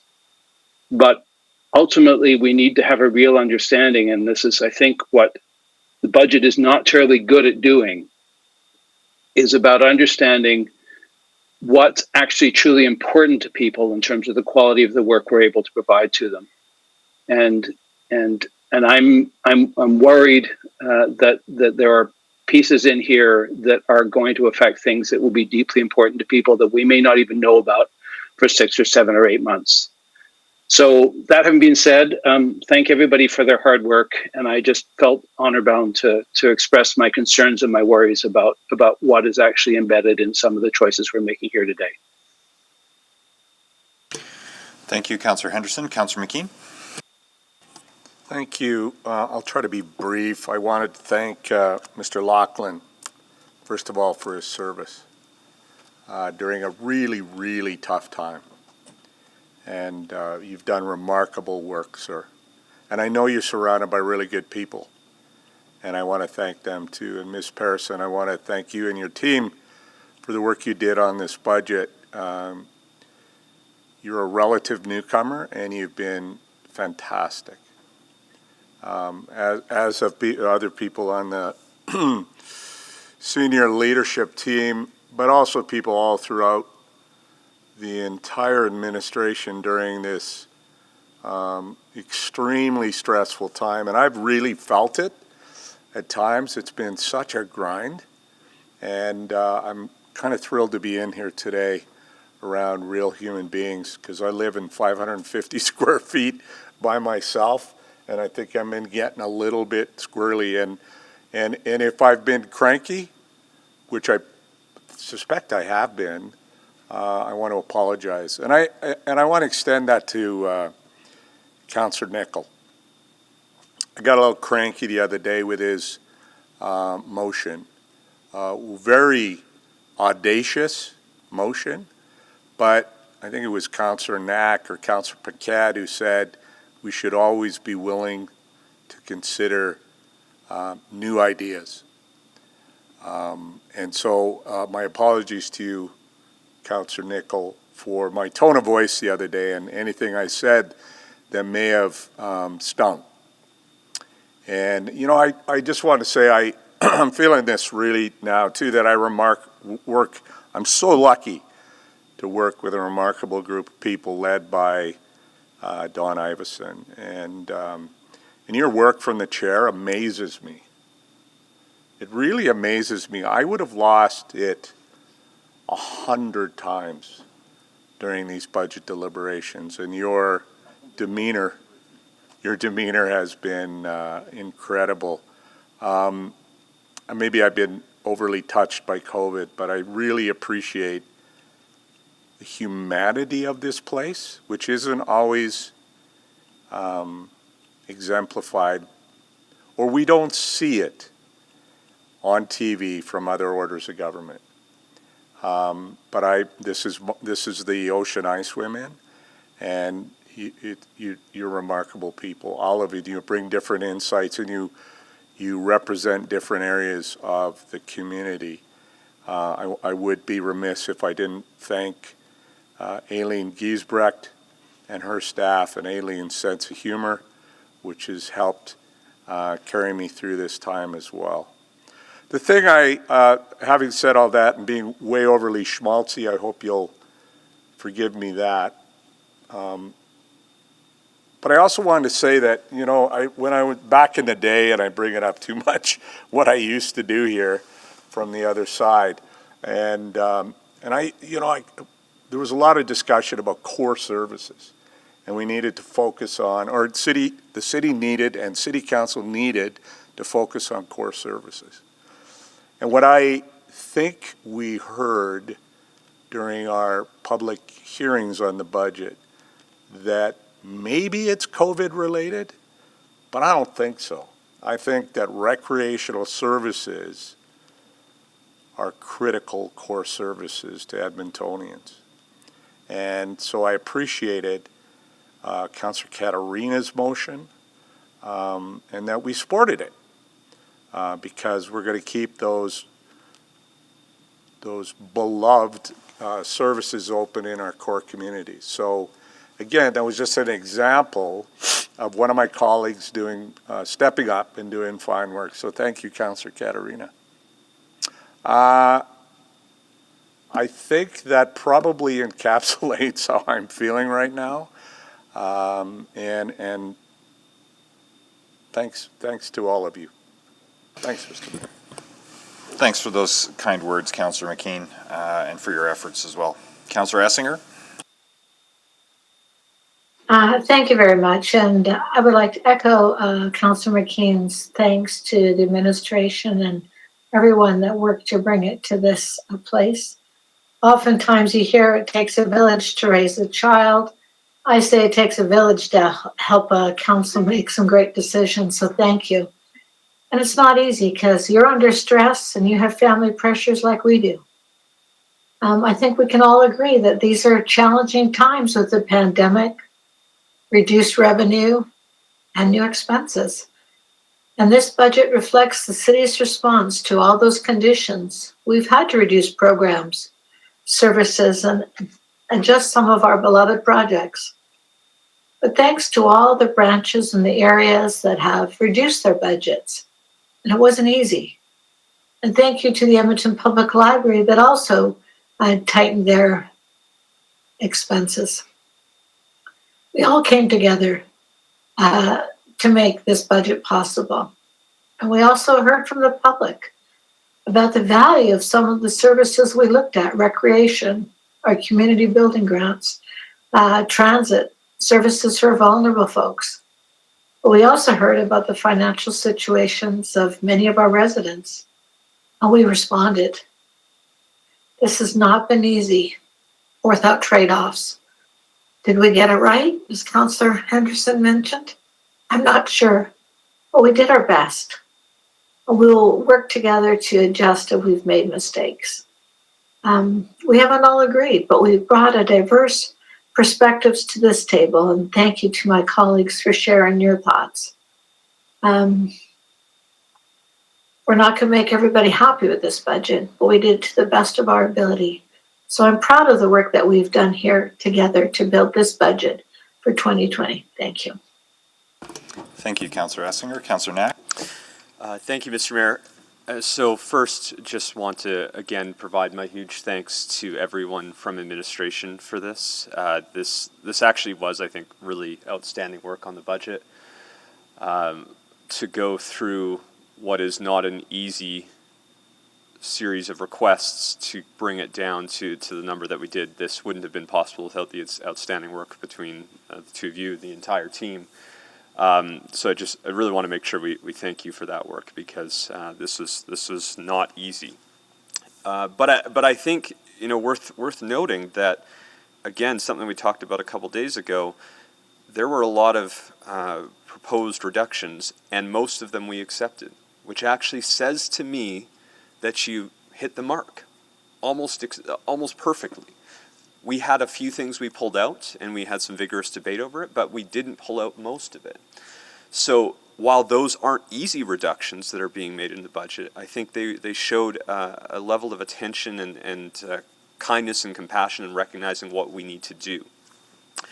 And then I think more generally, when you look at what happened back in the 90s, and I only know that through watching some of the history, but my understanding of how those zeros came about in the 90s is by essentially getting rid of a lot of public services, by getting rid of renewal work and maintenance work, by not addressing the growth of the city. And I actually don't think that's missing from this budget. I think we're still doing a lot of renewal and maintenance of our existing infrastructure. I think we're still doing a lot of growth projects, not all of them, and that is sad that we don't get to do everything, even though we're a growing city, but we're still doing quite a bit in that. And I think that's really important to acknowledge. And still, we are maintaining most of our services and programs. So I just needed to say that and really offer my thanks there. And Councillor McKeon, I think, did a great job of thanking all of council. And again, just my thanks to Mayor Iveson for managing and chairing these meetings very, very effectively. It is, yes, I think I heard you say that maybe it wasn't perfect at every single moment, but I think the budgets are where we do our best work. And they're sort of our best example of how council can work together and have heated debates and be passionate, and yet still, I think, make quite good decisions because we're willing to listen to each other. And I don't think that would be possible if you didn't chair the meetings the way you did, and the council didn't accept that and work together to allow that environment to occur. So my thanks to you for that as well. So just why I'll be supporting this, of course, is and everyone said it, and we'll say it one more time, that this is one of the most challenging economic times that we have seen in decades. We have one of the highest unemployment rates of all the major cities across Canada, if not the highest. I think that's changing from time to time. Our provincial economy is in really rough shape because of a changing world. And so, appreciating some of Councillor Henderson's points a bit earlier, I think we have no choice but to have a budget that's very different than what we've had over the last 24 years. This will be the first time since 1997 that there will be no tax increase in the city of Edmonton. And I think that is absolutely needed because of the economic conditions that we're in. Even with some of the things that are going to be changed or reduced, I don't think we could allow ourselves to have anything else. even the most marginal of increases. Yes, we were debating at one point $30,000, but I think anything above zero shows a very different picture of the world that I think a lot of folks are experiencing right now. We all know people who have been economically impacted over the last year. At least I feel pretty confident in saying that, whether it's direct family or friends or neighbors or residents that have had that. So I think we have to approve this budget that has no tax increase for the first time in 24 years. It recognizes that it will not be, this won't help every person either, though. There are a lot of folks, a lot of businesses really struggling, a lot of individuals really struggling, and even zero is still going to be tough for some folks. But I think it finds the right balance of what we need to do as a city in renewal, in growth, and the programs and services we provide. So I am very happy to support this budget, knowing that we're going to have to keep working. This year was very tough, and next year is going to be maybe not as tough, hopefully not as tough, but we're going to have to do almost as much work next year. And look forward to seeing how that approaches. So I'll be supporting both budgets. Thank you, Mr. Mayor. Thank you. Councillor Banga?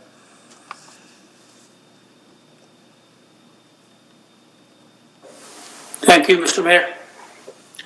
A few months ago, we asked the administration to come up with a possibility of 0% increase in the taxes for 2021.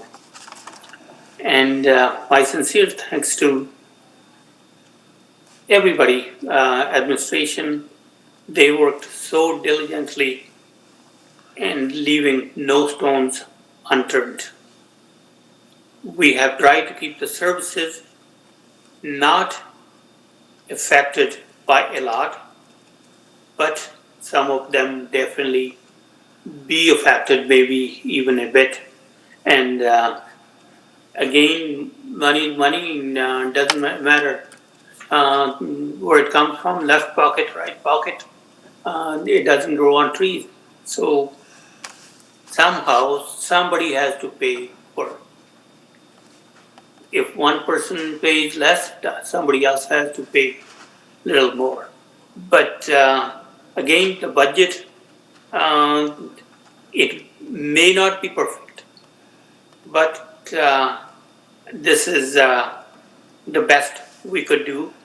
And at the time of most need for most of the businesses, when they're struggling due to pandemic, and also other contributing factors. This is the best budget that we could come up with.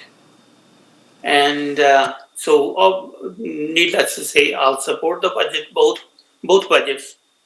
And but I need to give a shout out to Mr. Mayor. I sincerely thank you for your indulgence and patience to guide some of us procedurally in the right direction. I know at times we probably tested your patience, but again, you handled everything so well. And I said it before, and I'll say it again, that was perfect, and we felt that we were listened properly and helped along the way.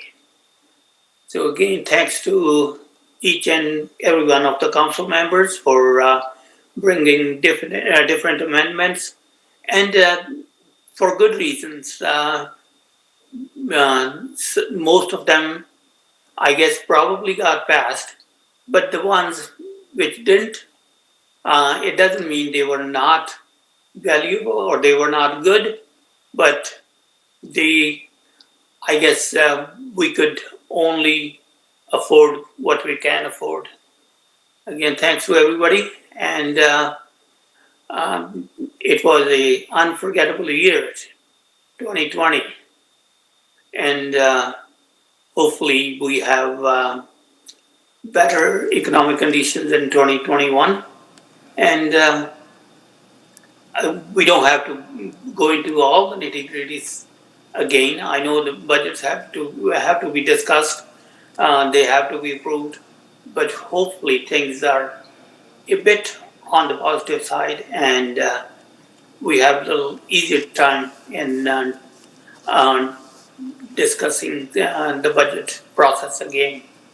To the citizens, some of those services that may be affected a bit, I know for now they are, but I sincerely ask them to be patient with us, and we will do to the best of our ability, and we are doing to the best of our ability, and my sincere thanks to everyone, and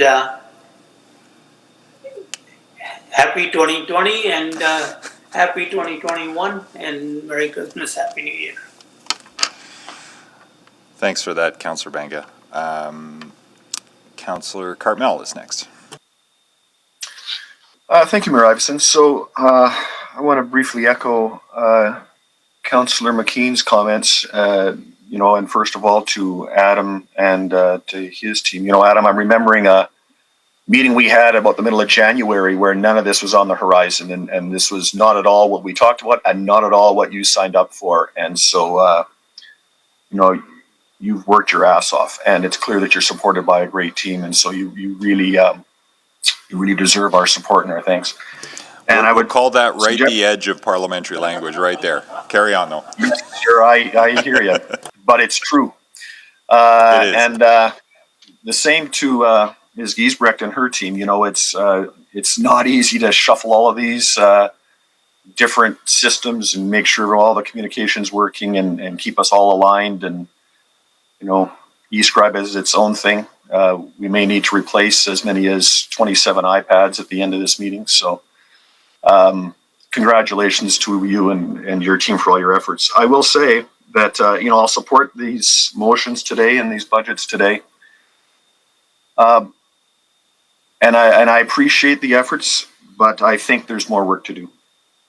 One of the first slides presented to us back on November 16th or 17th, when we first started our budget discussions, talked about the real gross domestic product per capita. And I know that's a wonky term, but that showed that our economy in 2019 was dramatically reduced from what it was in 2014. And that was before the effects of COVID. We have been hearing for years from our business community and from our citizens that it's time to dial back the tax increases. It's time to examine our spending. It's time to examine our workforce. We had the opportunity to discuss a couple of audit reports earlier this fall that talked about the financial condition of the city, which is, while healthy, less healthy than it was. We talked about, the productivity and the size of the workforce, and I really appreciate all of the presentations that Ms. Armstrong made during these last couple of days and her comments to questions. But there's work to do there, and I think that we've seen that commentary and that input from all of our stakeholders. Some of the offerings were made, and I agree with Councillor Knack that, the vast majority of the offerings put up in terms of savings were accepted really without debate. But there were a few that weren't, and one that comes to mind is the recreation centers. That was asked and answered several times over the last few years, and what those communities really said to us over those years was, we get where you're coming from on the condition and the viability of those particular facilities, but we want to see a plan to replace them. We want to see a plan to essentially reinvest in our communities, particularly communities that are being renewed and being filled in or infilled. And we haven't seen that plan yet. Now, I know we've talked about that, and we're going to talk about alternative possibilities and alternative funding and those kinds of things. But frankly, we've been asking for that for a while, and more precisely, our communities have been asking for that for a while. So insofar as that the same choices were offered up, I was disappointed in that. And I think too that we need, while it's early in the whole COVID crisis and understanding the after effects of what this pandemic and our reactions to it and society's reactions to it might mean for us, there were some pretty early learnings. We learned that people given the time, will go and use our outdoor spaces. That rather than investing less in those spaces, we might need to invest more. That our open spaces might be our outdoor recreation centers in the perhaps in the near future and perhaps long into the future. And so doing things like reducing even the most basic of maintenance might not be the right course forward. And we heard that from our communities, and I'm not sure that we played that entirely forward in the conversation here. So I think that there's obviously going to be more work to do. I don't think we're anywhere near out of this crisis. And even when we are not out of the economic crisis that came before it. The prediction is that our capacity for spending, our economy does not return to 2014 levels until 2040. That's a long road, and that's going to require further adjustment, further refinement, further examination, further discussion, concrete, constructive, collaborative discussion in the budgets to come forward. And I really look forward to that work. Thank you. Thank you, Councillor Carmel. Councillor Hamilton? Thank you. I want to first acknowledge the tremendous work of administration in preparing this budget. I think almost as soon as the pandemic hit, I know Mr. Laughlin, you and the rest of the executive leadership team started to look at how it would impact this fall budget, while also making changes along the way and making tweaks, and reflecting on the incredible amount of change that has happened this year.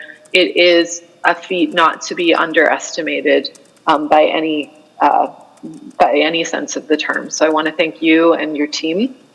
I think I also want to acknowledge the clerks. They're often the invisible part of our meetings, but they help things run smoothly. And we have done 12-hour meetings multiple times this year, which is somewhat extraordinary for an off-budget year, and they've been with us every step of the way. So I want to thank them and their hard work and their fantastic sense of humor, and to acknowledge the work of you, Mr. Mayor, in terms of keeping this all together. I think in the next year, we're going to see a lot of people talking about what it's like to sit in the chair you sit in. And I have often reflected with my colleagues that everybody likes the idea of cutting ribbons and making speeches, but 30 and 40 hours a week, you're sitting there and you're like air traffic control. And that's not easy work.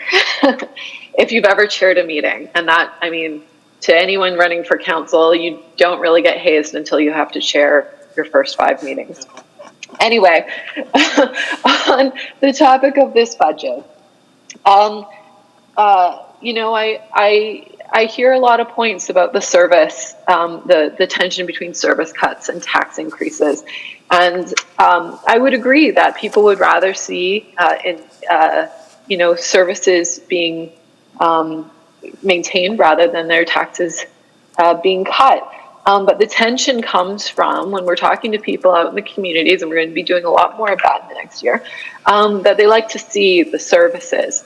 And so we hear about it when the grass cutting gets cut, when the Green Shack programs get shelved. We hear about that because those are that's the value that people see of municipal government in their community. And so I think that this, I was reflecting on Councillor Henderson's uneasiness with the budget, and part of that I think is because we've taken a little bit from over here and a little bit from down here, and I think that administration brought us their best advice. But great cities are built from the ground up, and I think that this also sets the tone and the mandate for the next council with our priority-based budgeting to see how we can look on into the next 10 years and continue to build a great city and continue to build it from the ground up.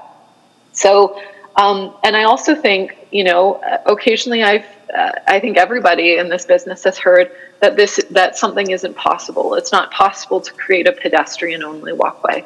And yet this year, for all of its challenges, has shown us that sometimes the very difficult things, the things that we thought were improbable or impossible to do, are in fact quite possible. And so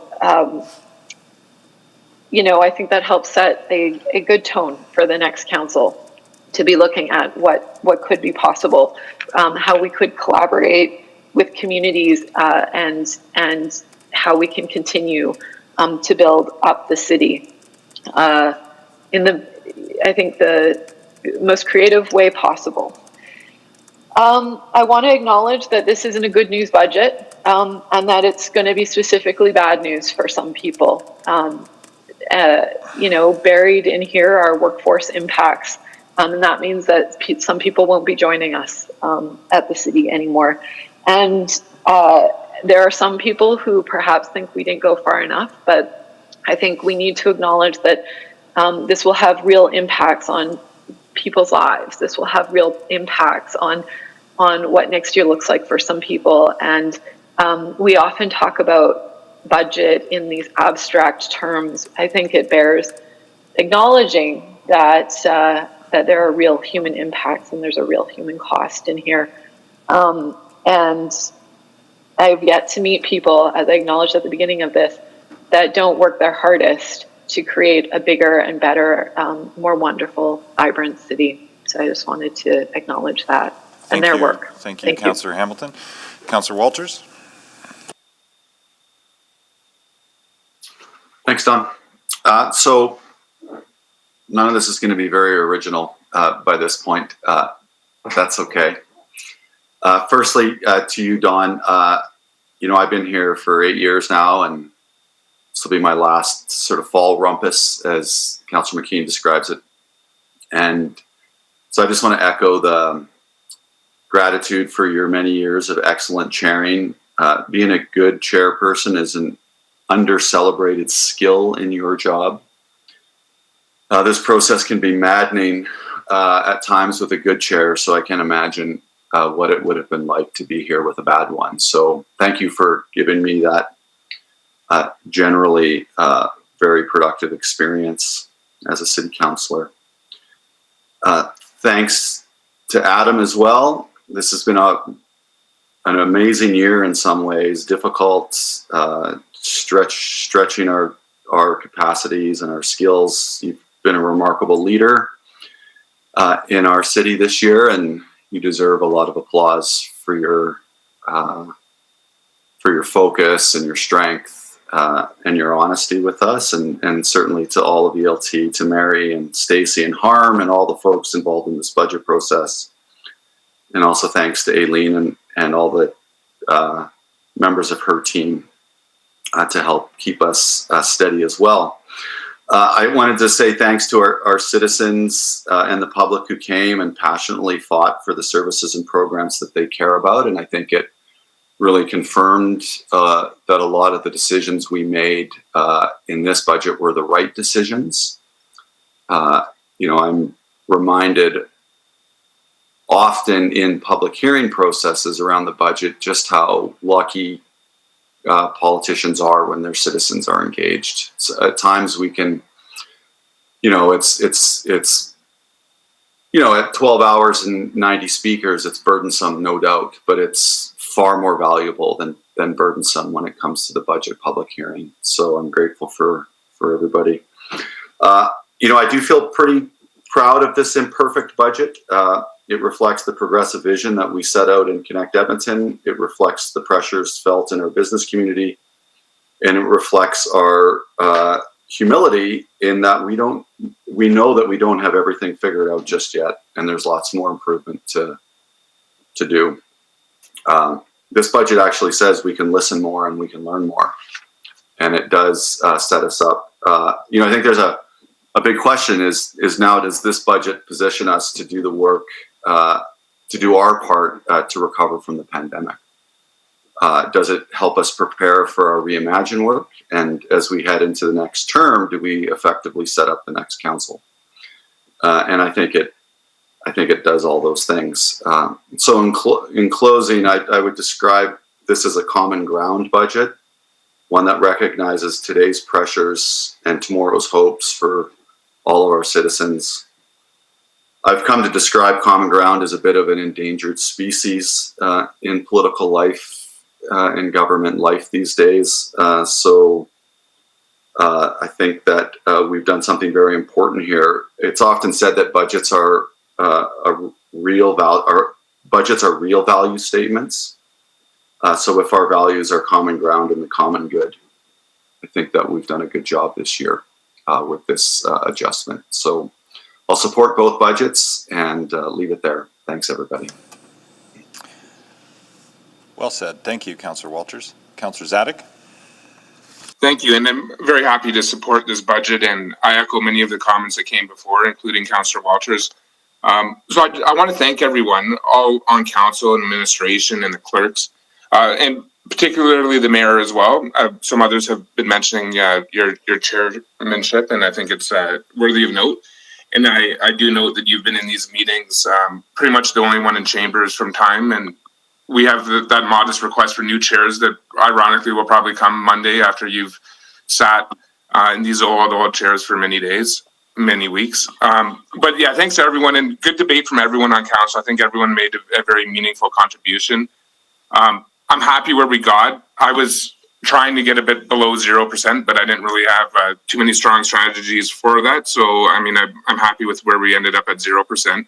I was interested in dipping into our reserves a bit, so I think Councillor Nico did bring forward something interesting, which I could have supported with some different assumptions and different approaches to that.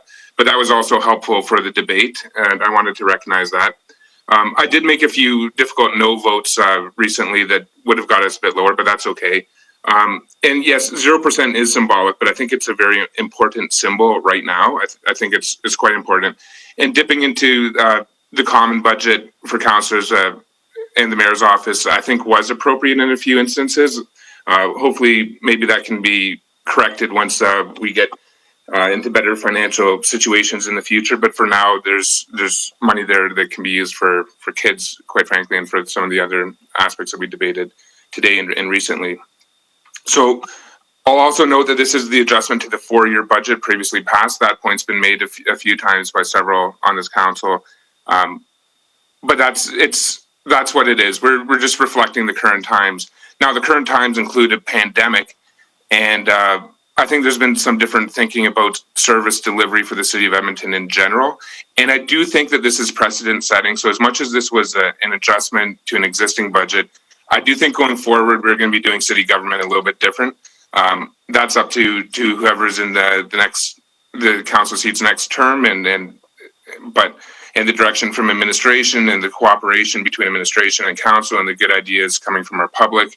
And altogether, I think we want what's the best for the city, recognizing that the 0% now is quite important. And going forward, we're going to do things a little bit differently, I would suspect. But Edmonton wouldn't be the great city that it is right now if it wasn't for past investments in it.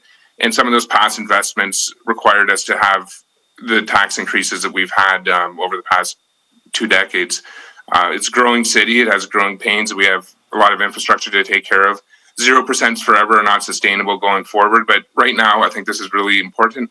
And I know we're going to be doing things differently, but it won't always be at 0%. As much as I may want that and others may want that. Again, just overall, thank you to everyone. And it's great working with all our colleagues here. I'm pleased with the contribution that everyone provided. And I'll end it there. Thank you, Councillor Zadig. Councillor Katarina?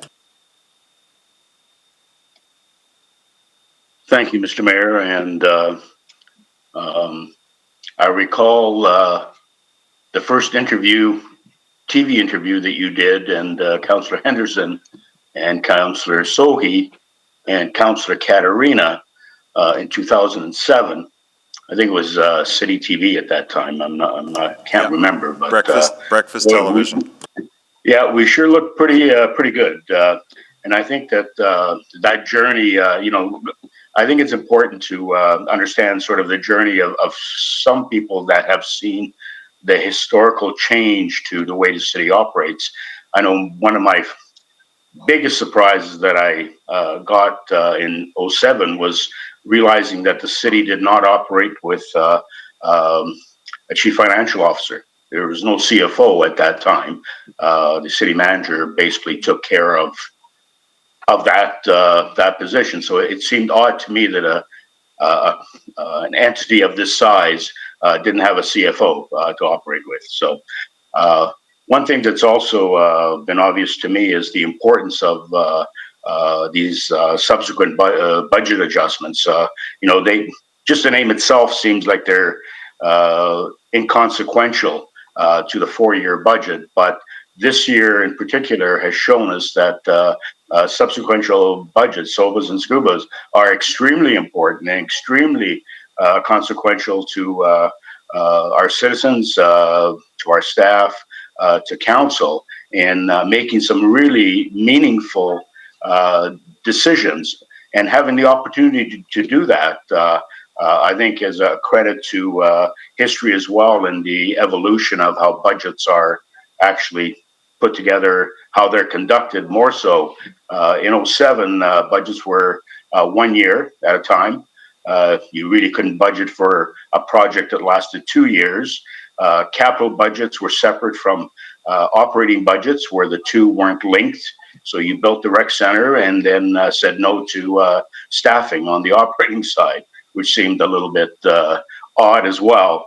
So over the years, I think the evolution to get us to a point that we're at today, where we can make a meaningful difference in decisions based on real time as events of today versus events of other days, that it is so important to keep in mind that these subsequent budgets are extremely important and give all of us an opportunity to make that adjustment on an ongoing basis, twice a year. That's very, very important. And I think that this year has been a really good example.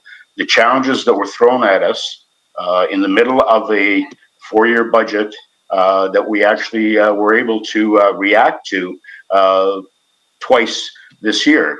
So with that, I'm extremely grateful for the work that's been done over the years to get us to this point that we can make these types of decisions meaningful at a time where maybe subsequent budgets aren't seen as that important, that we're just tweaking some things. I think we've done much more than tweaking our budgets in the last number of years to be extremely meaningful.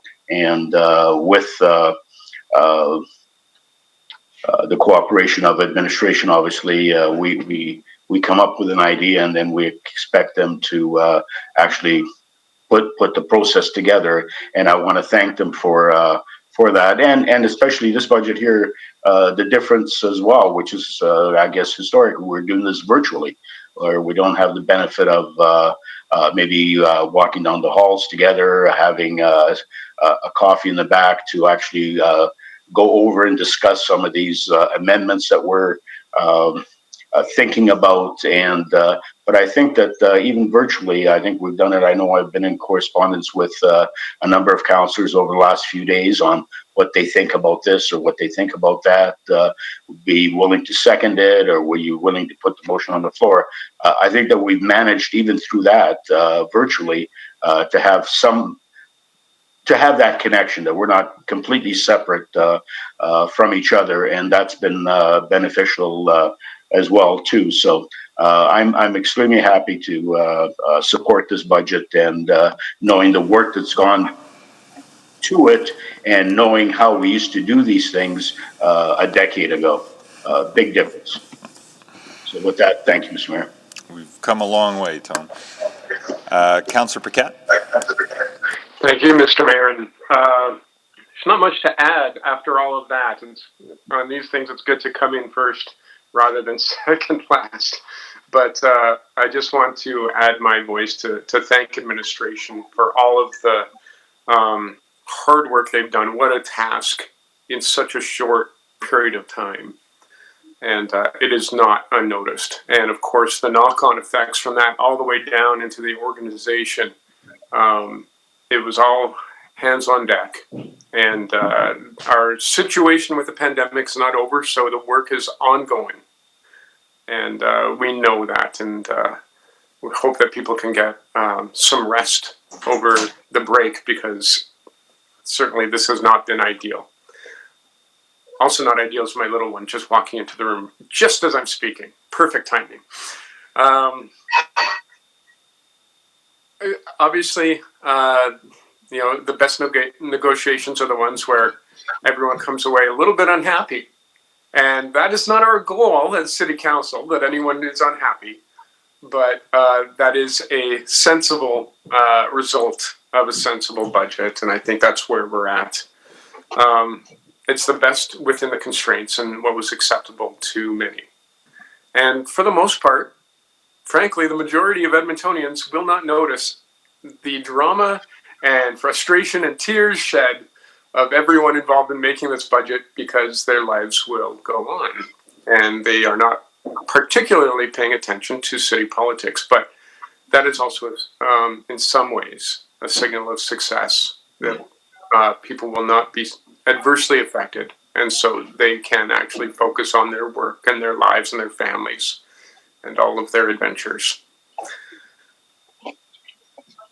This is a particularly meaningful budget for me personally, because I'm listening to my colleagues, I'm listening to administration, the mayor, and the public, and I realize that in a term, we are now in the final year, and so it is a lot of lasts. And I contrast it to the beginning of this term, where it was all firsts. And that is making me a little bit maudlin, but it's also making me supremely grateful for the opportunity to serve and the opportunity to fight for all of the people in Edmonton, especially during this time of pandemic. And the previous decisions we made on council over the years to preserve FSR, to keep things very, very prudent, have come back to us in a very good way. They have paid off so that we can actually achieve this. And that is a huge accomplishment. A huge accomplishment. And I think about the very real everyday lives of everyone that we are serving and all of their struggles. And I thank them as well for helping make this city great and for keeping things together. And together we're all going to get through this. And lastly, just a personal thanks to the mayor. A very final year and working harder than ever. And that is absolutely noted. And with that, thank you. Happy holidays. Merry Christmas. And I'm ready to vote. Thank you. Is there anyone else wishing to speak?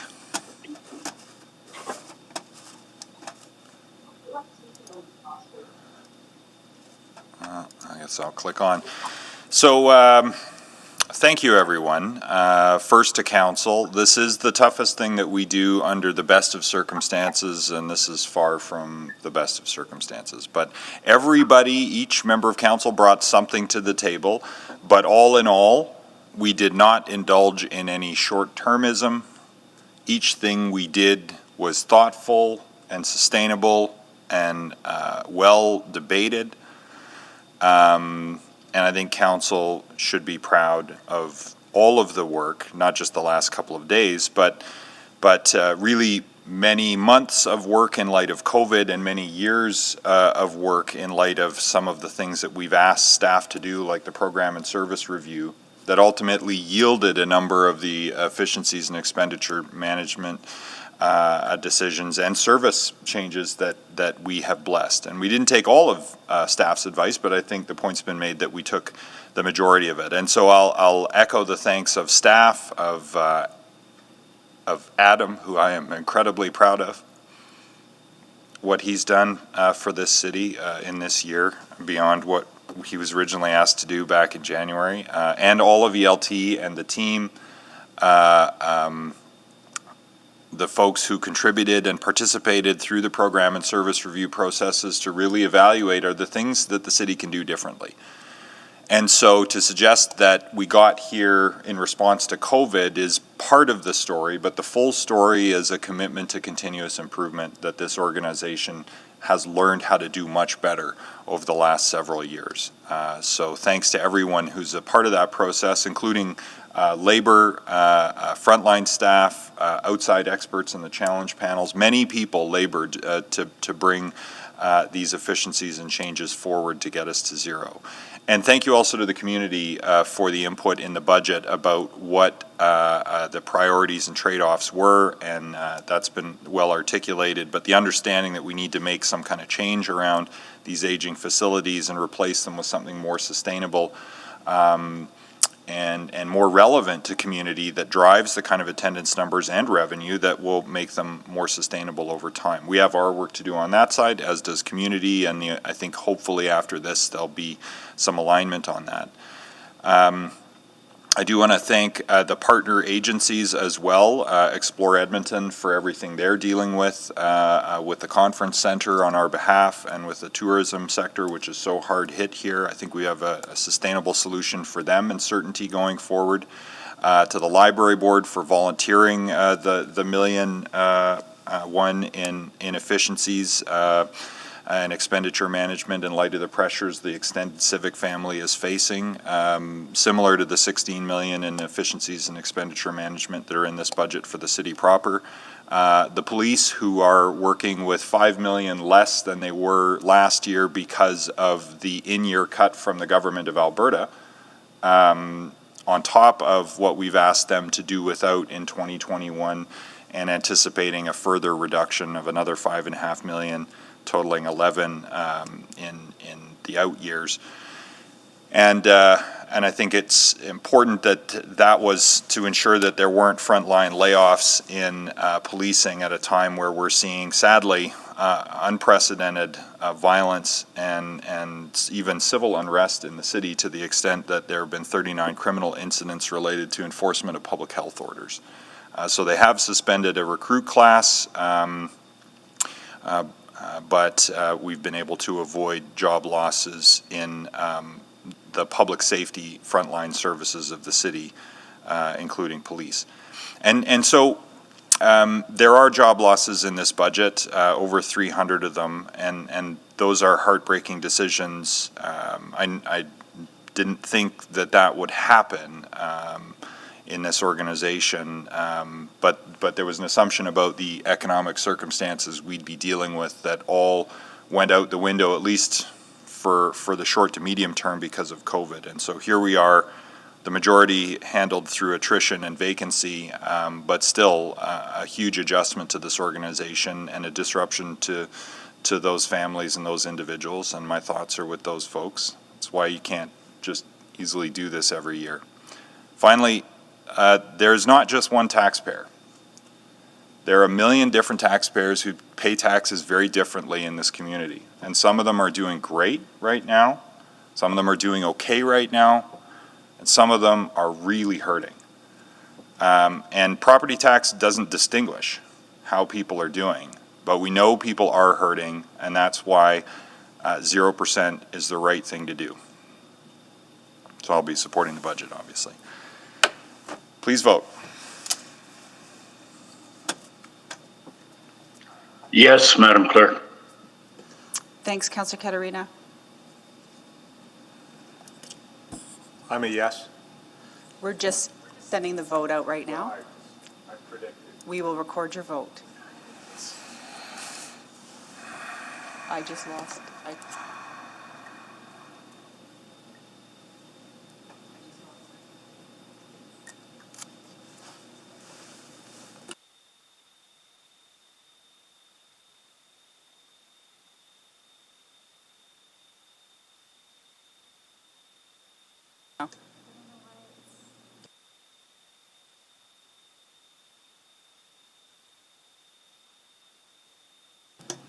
Mr. Mayor, I do apologize. We're getting two votes up here, so if you can just do a roll call, please. All right. Yeah, we'll roll call it.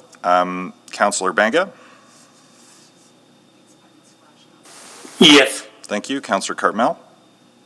Yes. Thank you. Councillor Katarina? Yes. Thank you. Councillor Zadig? Yes. Thank you. Councillor Essinger? Yes. Thank you. Councillor Hamilton? Yes. Thank you. Councillor Henderson? Yes. Thank you. Councillor Knack? Yes. Thank you. Councillor McKean? Yes.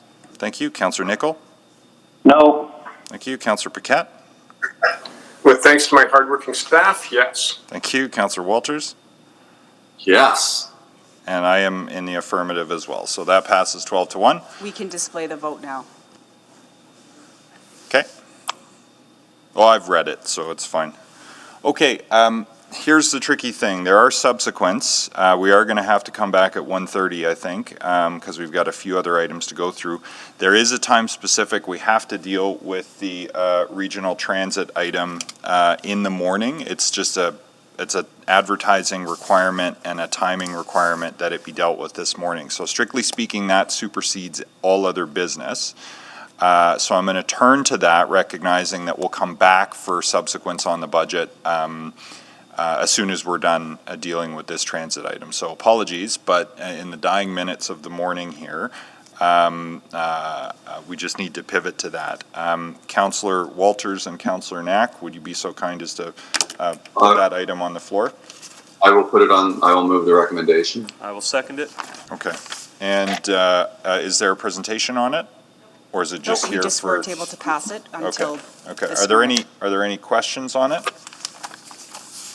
This is just because, ironically, well, let's just say some changes occurred in the provincial legislation designed to reduce red tape that caused us to be back here. But that's all I'll say about it. It's just recasting a decision previously adopted with respect to the Regional Transit Commission. So that's before us. Anyone wishing to speak? Councillor Walters to close. As you said, it's just a process motion now we have to resubmit all the resolutions because of changes to provincial laws. Yep. Okay. Please vote on the Regional Transit Service Commission application update, resolution on a transit commission for Edmonton Metropolitan Region. Yes, Madam Clerk. Thank you. It worked. We're good. Oh, lovely. Display the vote. Oh, have you got them all up yet? Okay, that's carried unanimously. All right, we can pivot back now to subsequent motions. There are several. Whoever clicks in first. Mr. Mayor, just as a point of, I suppose, privilege, I've got a hard stop at noon, unfortunately, because I'm chairing a JMF council meeting right at noon. So. Understood. I could do what real quick. Councillor McKean has got one ready to go, he says. Yeah, and that is, Go I'll ahead. read it in really quick. That administration invite the Chinatown Transformation Society to report to the appropriate council committee in 2021 on the following. 1, status of the CTC's organizational structure, board, and membership. And 2, metrics on the CTC's work and outcomes related to its mandate to attract and maintain small business in Chinatown. To report Q1 2021. Really quickly, I realize this is tangential to our budget discussions, but the city has invested money into this project and has never heard back from it. So I just think it's important we get these folks in to tell us how they've been doing and how we can help. Need a seconder for that? Second. Councillor Knack. Okay. Any questions on this? Okay, yeah, appropriate council committee. Got it. Q1 2021. Anything further? No? Okay, please vote.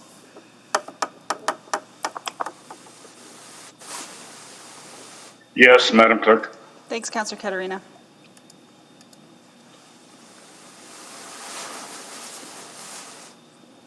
Just Councillor Walters? I'm a yes. Thank you. We have all the votes. Display the vote. Carried. I think Councillor Cartmel had clicked in next. Thank you. I have two, both following up on questions I asked on Wednesday, both for memos, and I understand the information is available for them. So the first is that administration provide a memo to council summarizing revenue and expense budgets and estimated renewal costs for all city-owned recreation centers, arenas, and pools. Second. Seconded by Councillor Knack. Okay. Questions on that? Not seeing any. Oh, Councillor Henderson? Or you're just... No, I was just putting on the list to let you know I had subsequents. For subsequents? Okay, I'll make a note of that. Councillor Knack, did you have questions on this or for subsequents? Okay. Okay, so that, just because this is the speaker's list for this particular item that's before us, but I'll make a note that Councillor Knack and Councillor Cartmel, of course, has one more. Councillor Knack and then Councillor Henderson going forward. So is there anybody with questions on this one? No? Okay. Please vote. Yes, Madam Clerk. Thanks, Councillor Katarina.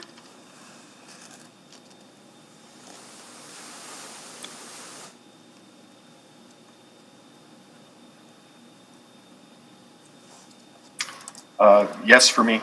Thank you.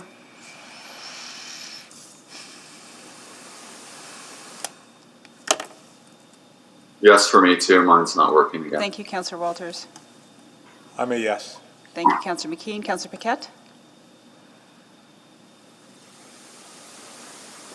I'm also a yes. Thank you, and Councillor Essinger. Yes. Thanks. Thank you. Display the vote.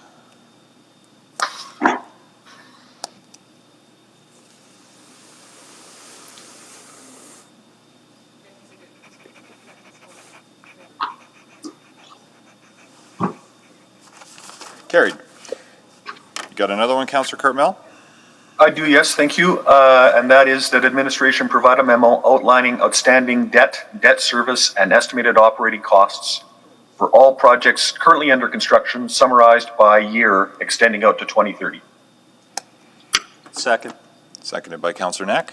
Okay, questions on that one? Just maybe one clarifying question. Those would, if we include utilities in that, that's going to be a bunch of extra stuff. But I assume you're asking for tax-supported, not self-liquidating utility? Yes, sir. Fair enough. Okay, just to make the list a little shorter, because there's so many little utility things that are so much trickier. So, That friendly, we can amend the motion. some commentary from administration here.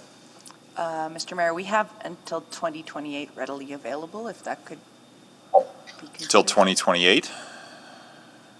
That's fine. Two cycles out? Friendly for me as well. Yep. Okay. I mean, that gives the snapshot, two 8-year cycles. Okay, 2028's easier for admin to produce. So that's, not sure we have anything out beyond that, actually. Okay, so that's projects under construction. Okay. Okay. Any further questions or comments on this one? Anything further, Councillor Cartmel? No, that's it for me. Thank you. Okay, please vote. Yes, Madam Clerk. Thank you. Yes for me. Thanks, Councillor Cartmel. Thank you. I'm a yes. Thank you, Councillor McKeon. Councillor Benga? Yes. And Councillor Hamilton? It was only going to let me abstain, so I guess I'm a yes. Thank you. We're good to go. Display the vote. Carried. Okay, that takes us to noon. We're definitely going to need a little bit of time after lunch. I don't know that we'll quite get to the over-under of 3 p.m., but hopefully not. But so I suggest we take the recess, and then I suppose we could come back at 1 if folks want to move a little bit faster. I'll move that. Would that cause problems for administration? I can do 1 o'clock. It works for me, but I'm going to leave right now. So I'll be back at 1 if I get that notice. Can we? It does not work for me. It does not? No, it does not. Okay, well, if it doesn't work for any member of council, then what we'll do is we'll stick to the time line and we'll come back at 1:30 and power through. Okay. See you at 1:30. Thank you. We're in recess till then.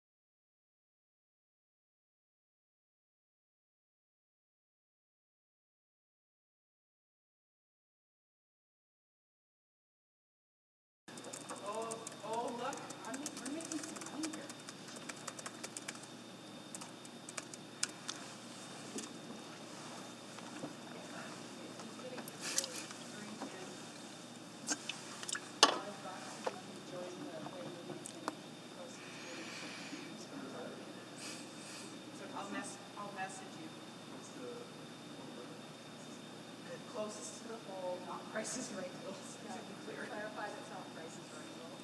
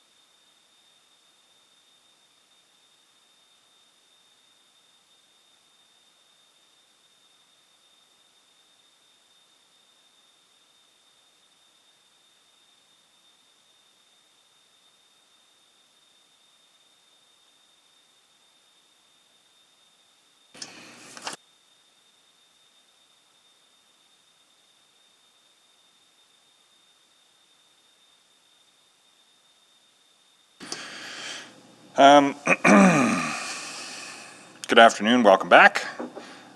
Let's start this time with Councillor Zadek. I'm here, thanks. Good day, Councillor Essinger. Good afternoon. Thank you, Councillor Hamilton. Councillor Hamilton? How about Councillor? I'm here, sorry, just took me a minute to get unmuted. No problem. Councillor Henderson? I'm moving. Thank you, Councillor Knack. Good afternoon. Thank you, Councillor McKean. I'm really, really, really here. Councillor Nicol? Present. Thank you. Councillor Paquette? I'm here. Thank you. Councillor Walters? Present. Thank you. Councillor Banga? Good afternoon. Thank you. Councillor Carmel? Good afternoon. Thank you. Councillor Katarina? Yes. Thank you. That's everybody. So we'll pick up where we left off on subsequents on the budget, and then we've got 2 in privates after that to deal with, and notices as well if there are any. But under subsequents, Councillor Knack was next. Yes, thank you, Mr. Mayor. I have 2, but I have the wording for one, and I just need to finish up on the second. So I'll do the first, which was just that administration provide a report on the updated funding strategy for the 170th Street footbridge as part of the 2021 spring supplemental capital budget adjustment. Second. Seconded by Councillor McKean. Okay, any questions? Anyone wishing to speak to it? Anything to close? No, I would just need to get an update on how the levies are going to work for the area there, for the local improvements. So that's it. Right, and then will that lead to an amendment to the capital profile and the funding strategy for it? That would be the plan, because it'll be ready to go in the spring, but we just need to know who's paying for it and how much they're paying for it. So cool. Okay, that's helpful clarification. Seeing nothing further, please vote. Yes. I'm, yes. sorry, I forgot to log into eScribe. I'm a yes as well. Yes for me, Madam Clerk. Thank you. Yeah, I think Councillor Knack was for it, and Councillor Paquette? Yeah, I was a yes. Yep, we're good to Still go. rebooting.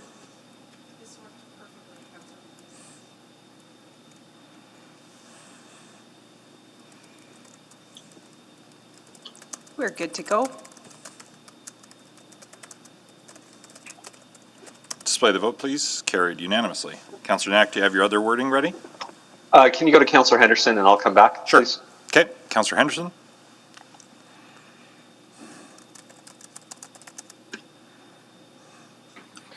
Councillor Henderson, you're muted.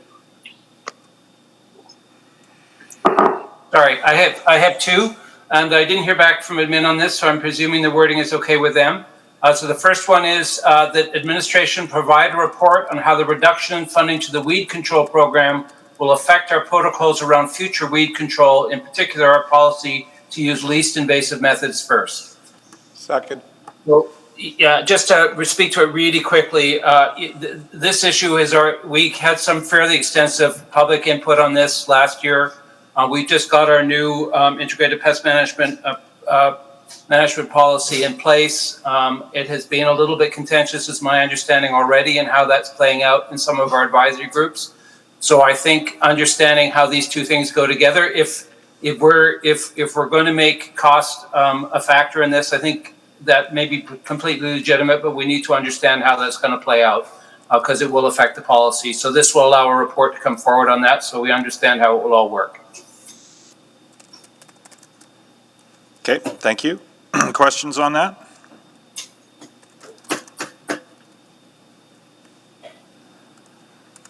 Anyone wishing to speak?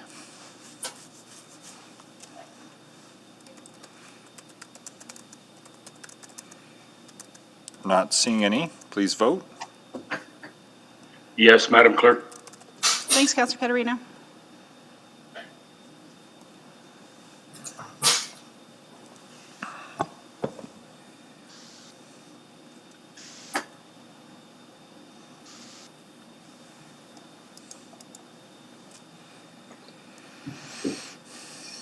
Yes. Thanks, Councillor Paquette. Sorry, I'm trying to get into the December 9th meeting, but I'll say yes in the meantime. Thanks, Councillor Knack. Display the vote. We don't have, Yes. we're missing about half still. Oh, sorry. It's okay. Yes for me.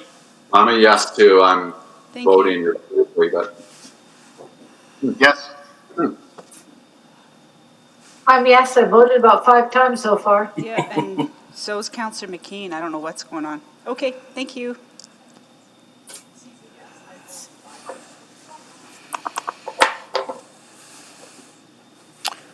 Leave all the votes. Display the vote. Yeah, like, look, it says submitting. I voted 5 times for you, and it didn't go through. That's carried. I'm gonna try,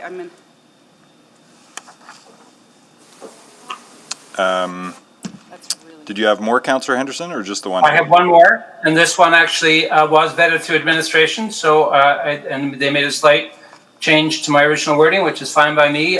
So that administration provide a report on proposed methods for the city to deal with future requests for funding for partner facilities capital support with the discontinuation of the current program.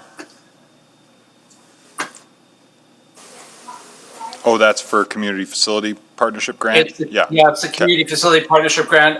You know, maybe I'll speak to it. I need a seconder first. I'll second that. I'll second that. Okay, just to give a little bit of background, prior to having this program in place, which has probably been about 6 or 7 years, we dealt with all of it. We dealt with these all on an ad hoc basis, and I am not convinced that the requests are going to stop coming in. So we need a method to be able to adjudicate them in the future if we don't already have money in the budget to deal with them. So really, this is to put policy and process in place for how to deal with these applications, which will begin to come again, I'm sure, in the future. So. Thank you. Any questions on this? Further thoughts? Not seeing any. Please vote. I'm a yes.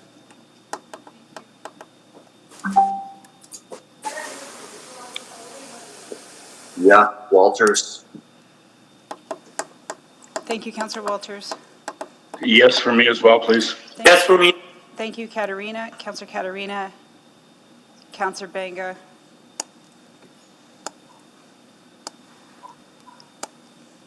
Councillor Zadok.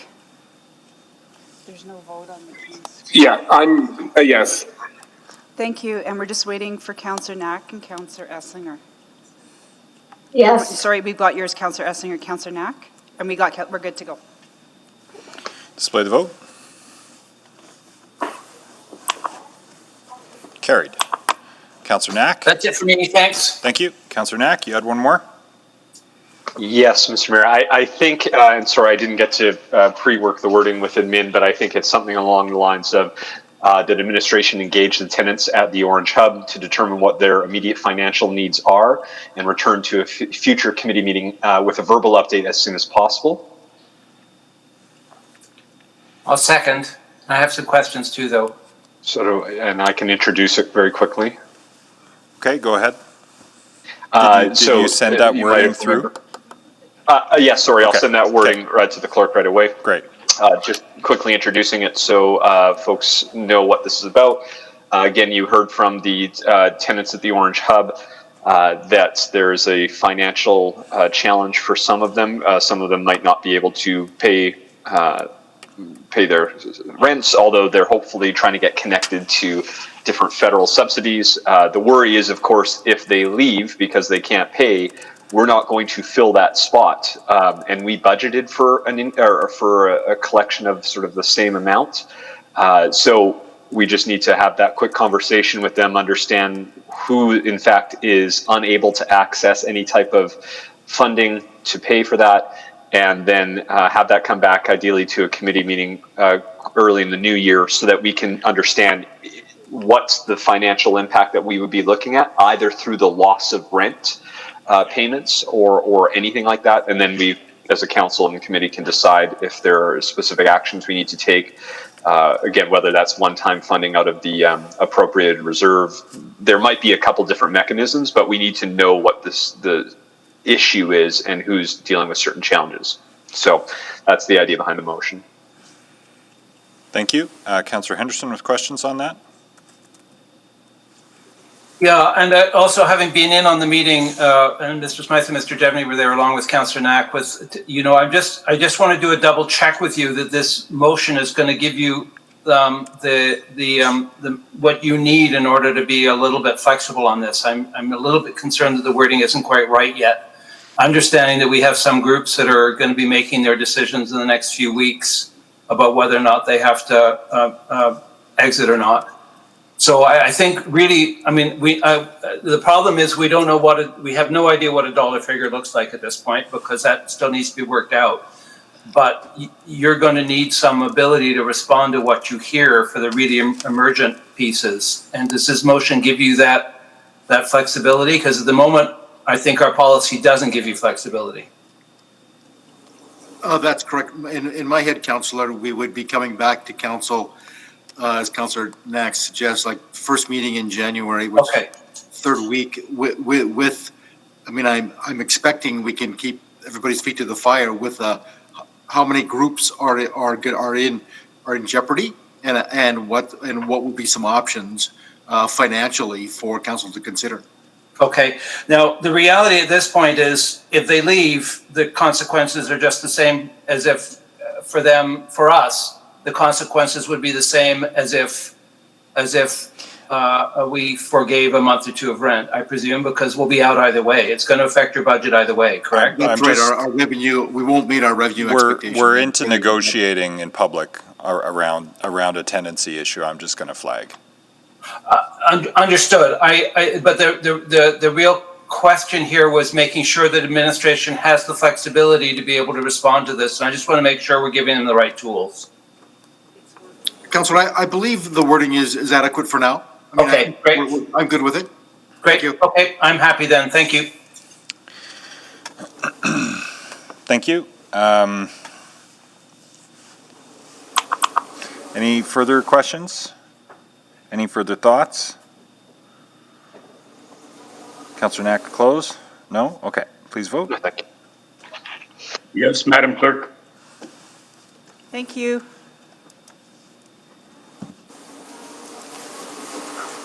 We're good to go. Display the vote. Carried.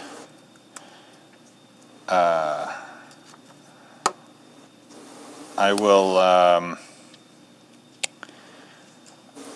move that administration work with the Edmonton Public School Board and return with possible cost-sharing options for operations of adjacent pools, such as Skona Pool. Second. Just to speak to it, you know, we heard how important these programs are, and that under joint use there is some give and take around these, and that the school's facilities are very well used. The challenge is that in some cases these facilities, chiefly Skona, but to some degree East Glen, also adjacent to a high school, are well used and loved by the schools, but not as well, perhaps as well loved, but not as well used by the communities. And so, you know, we've heard impassioned pleas from the schools about the academic and student experience value of them as amenities, and recognizing that the school board is probably in no better, perhaps worse financial situation than we are. Nonetheless, if these are important, you know, further to the motion around community partnerships to support these pools, I think, you know, I hope we're not at the stage of bake sales to keep the pools open, but I do think that there's an important conversation to be had about these co-located facilities,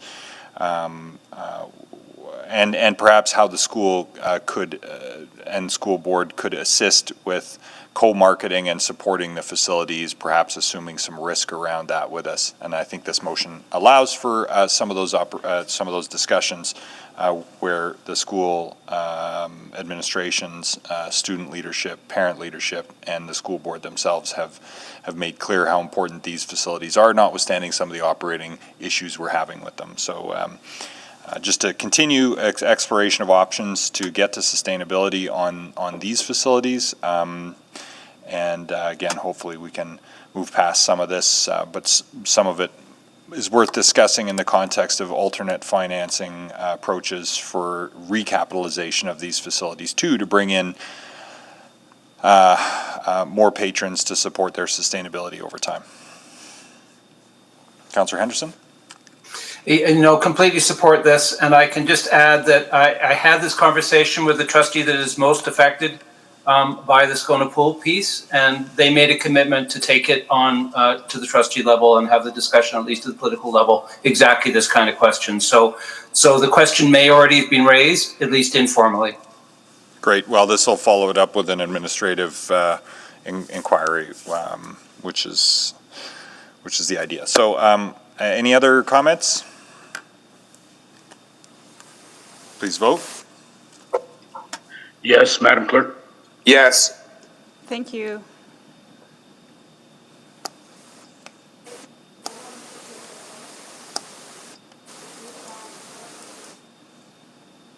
We've got 2. Yes for me. Thanks, Councillor Benga.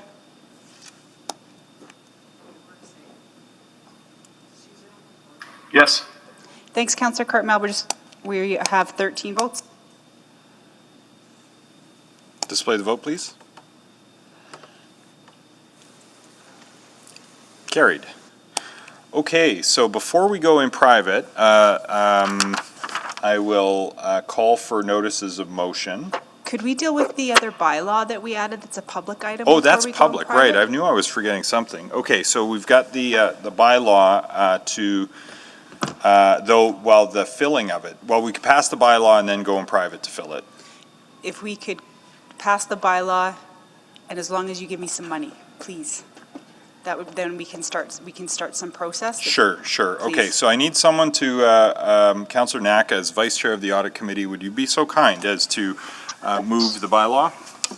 Yes, I'd be happy to, Mr. Mayor. I'd be happy to move bylaw 19555, I believe. And that creates the hiring committee. Councillor McKean seconds. Okay. Any questions on that? Similar to process we just went through, in fact. So, not seeing any questions on this, please vote on first reading of the bylaw to create the committee. Yes, Madam Clerk. Thank you. Yes. Thank you. Yes. Thank you.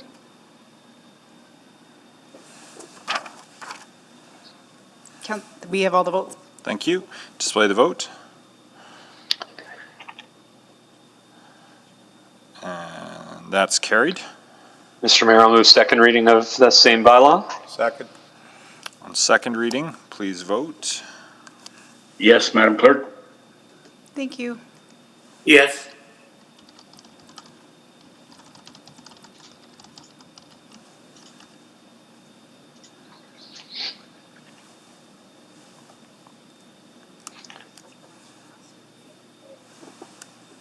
Councillor Zadok? Yes. Thank you. Councillor Hamilton?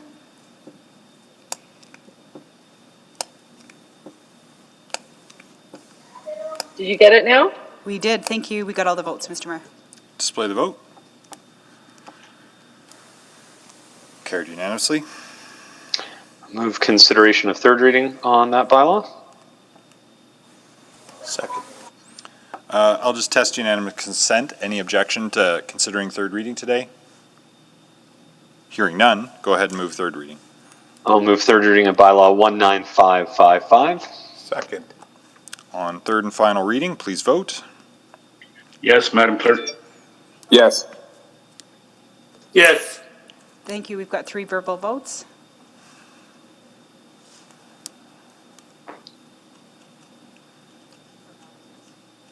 We're good to go.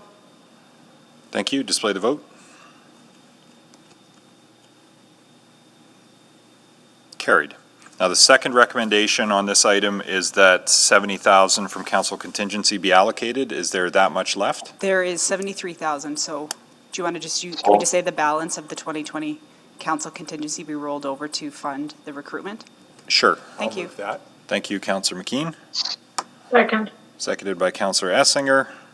We probably won't need that, and whatever isn't used will be ultimately released back to FSR as surplus. So it's up to, really. Please vote to authorize that. Yeah. Yes. Yes. Yes. Okay, the vote's just on its way. I've got 3 verbals.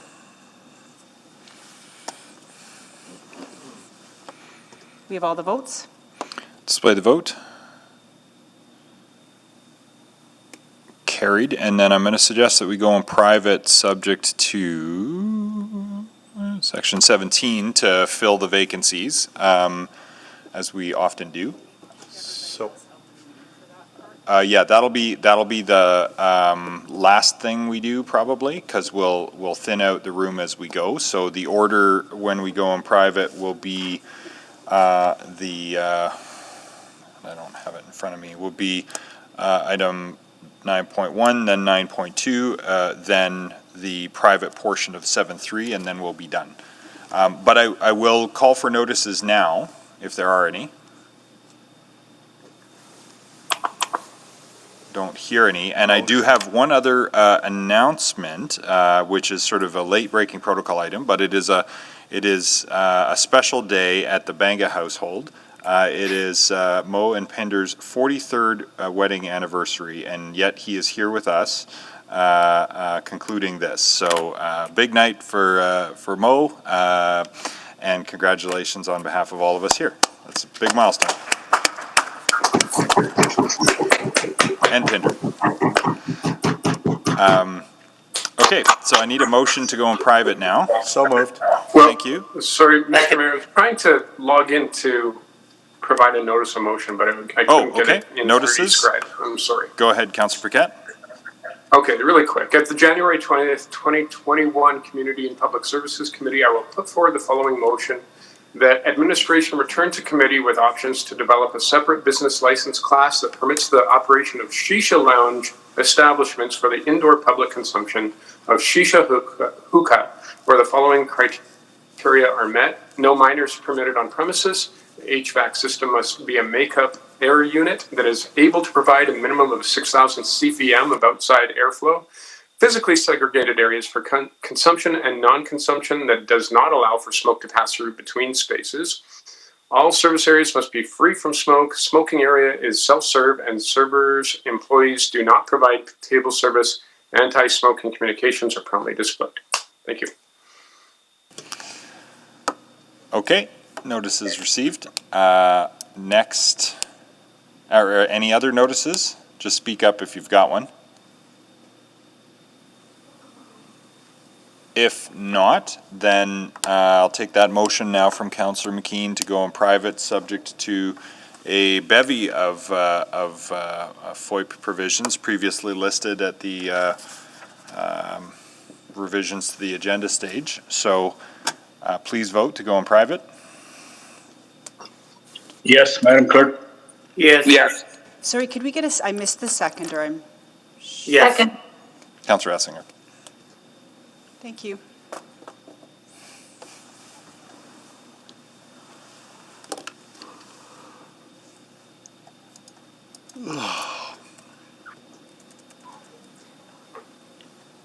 Councillor Banga, did you already vote in favor?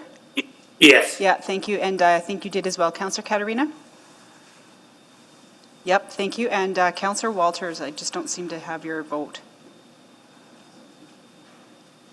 I'm voting yes. Thank you. We have all the votes. Cool, display the vote.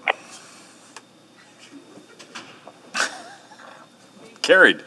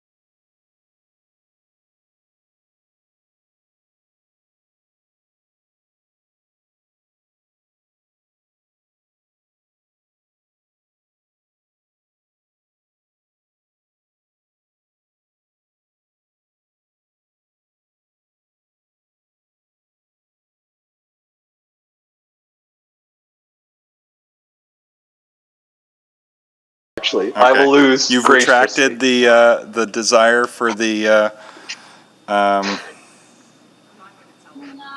yeah, okay. Consent given. Okay, please, no, okay, we're back, back in public.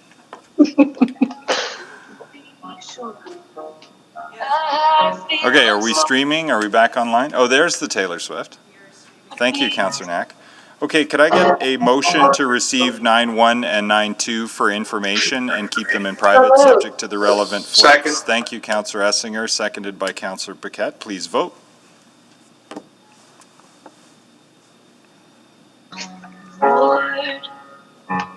Yes. Oh. Thank you, Councillor Zadek. Are we going to get a copyright strike on our YouTube? Councillor McKean, Nothing happened. how would you like to vote? I would like to vote yes. Thank you. Councillor Katarina? Yeah, I think I'm going to vote yes on this one. Thank you, that is recorded. We're good to go. Display the vote, please. Carried. And back to item 7.3, the fill in the blanks are to appoint myself, Councillor Knack, Councillor Walters, Councillor Zadek, and Councillors Cartmel to the hiring committee, or just the vetting committee. The hiring ultimately will be council. I'll move that. I'll move that. The search committee. Councillor McKean, seconded by Councillor Henderson.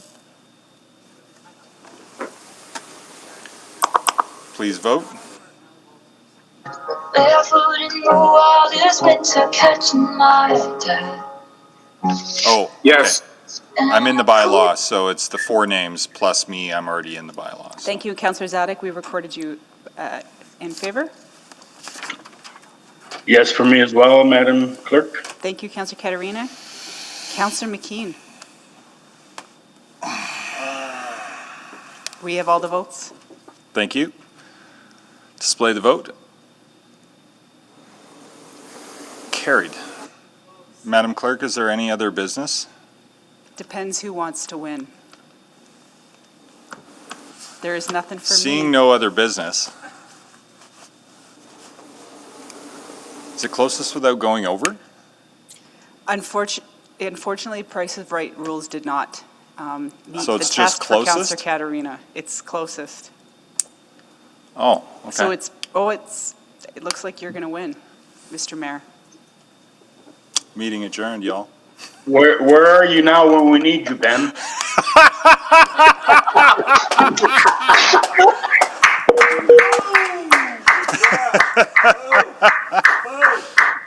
5 minutes, Benny.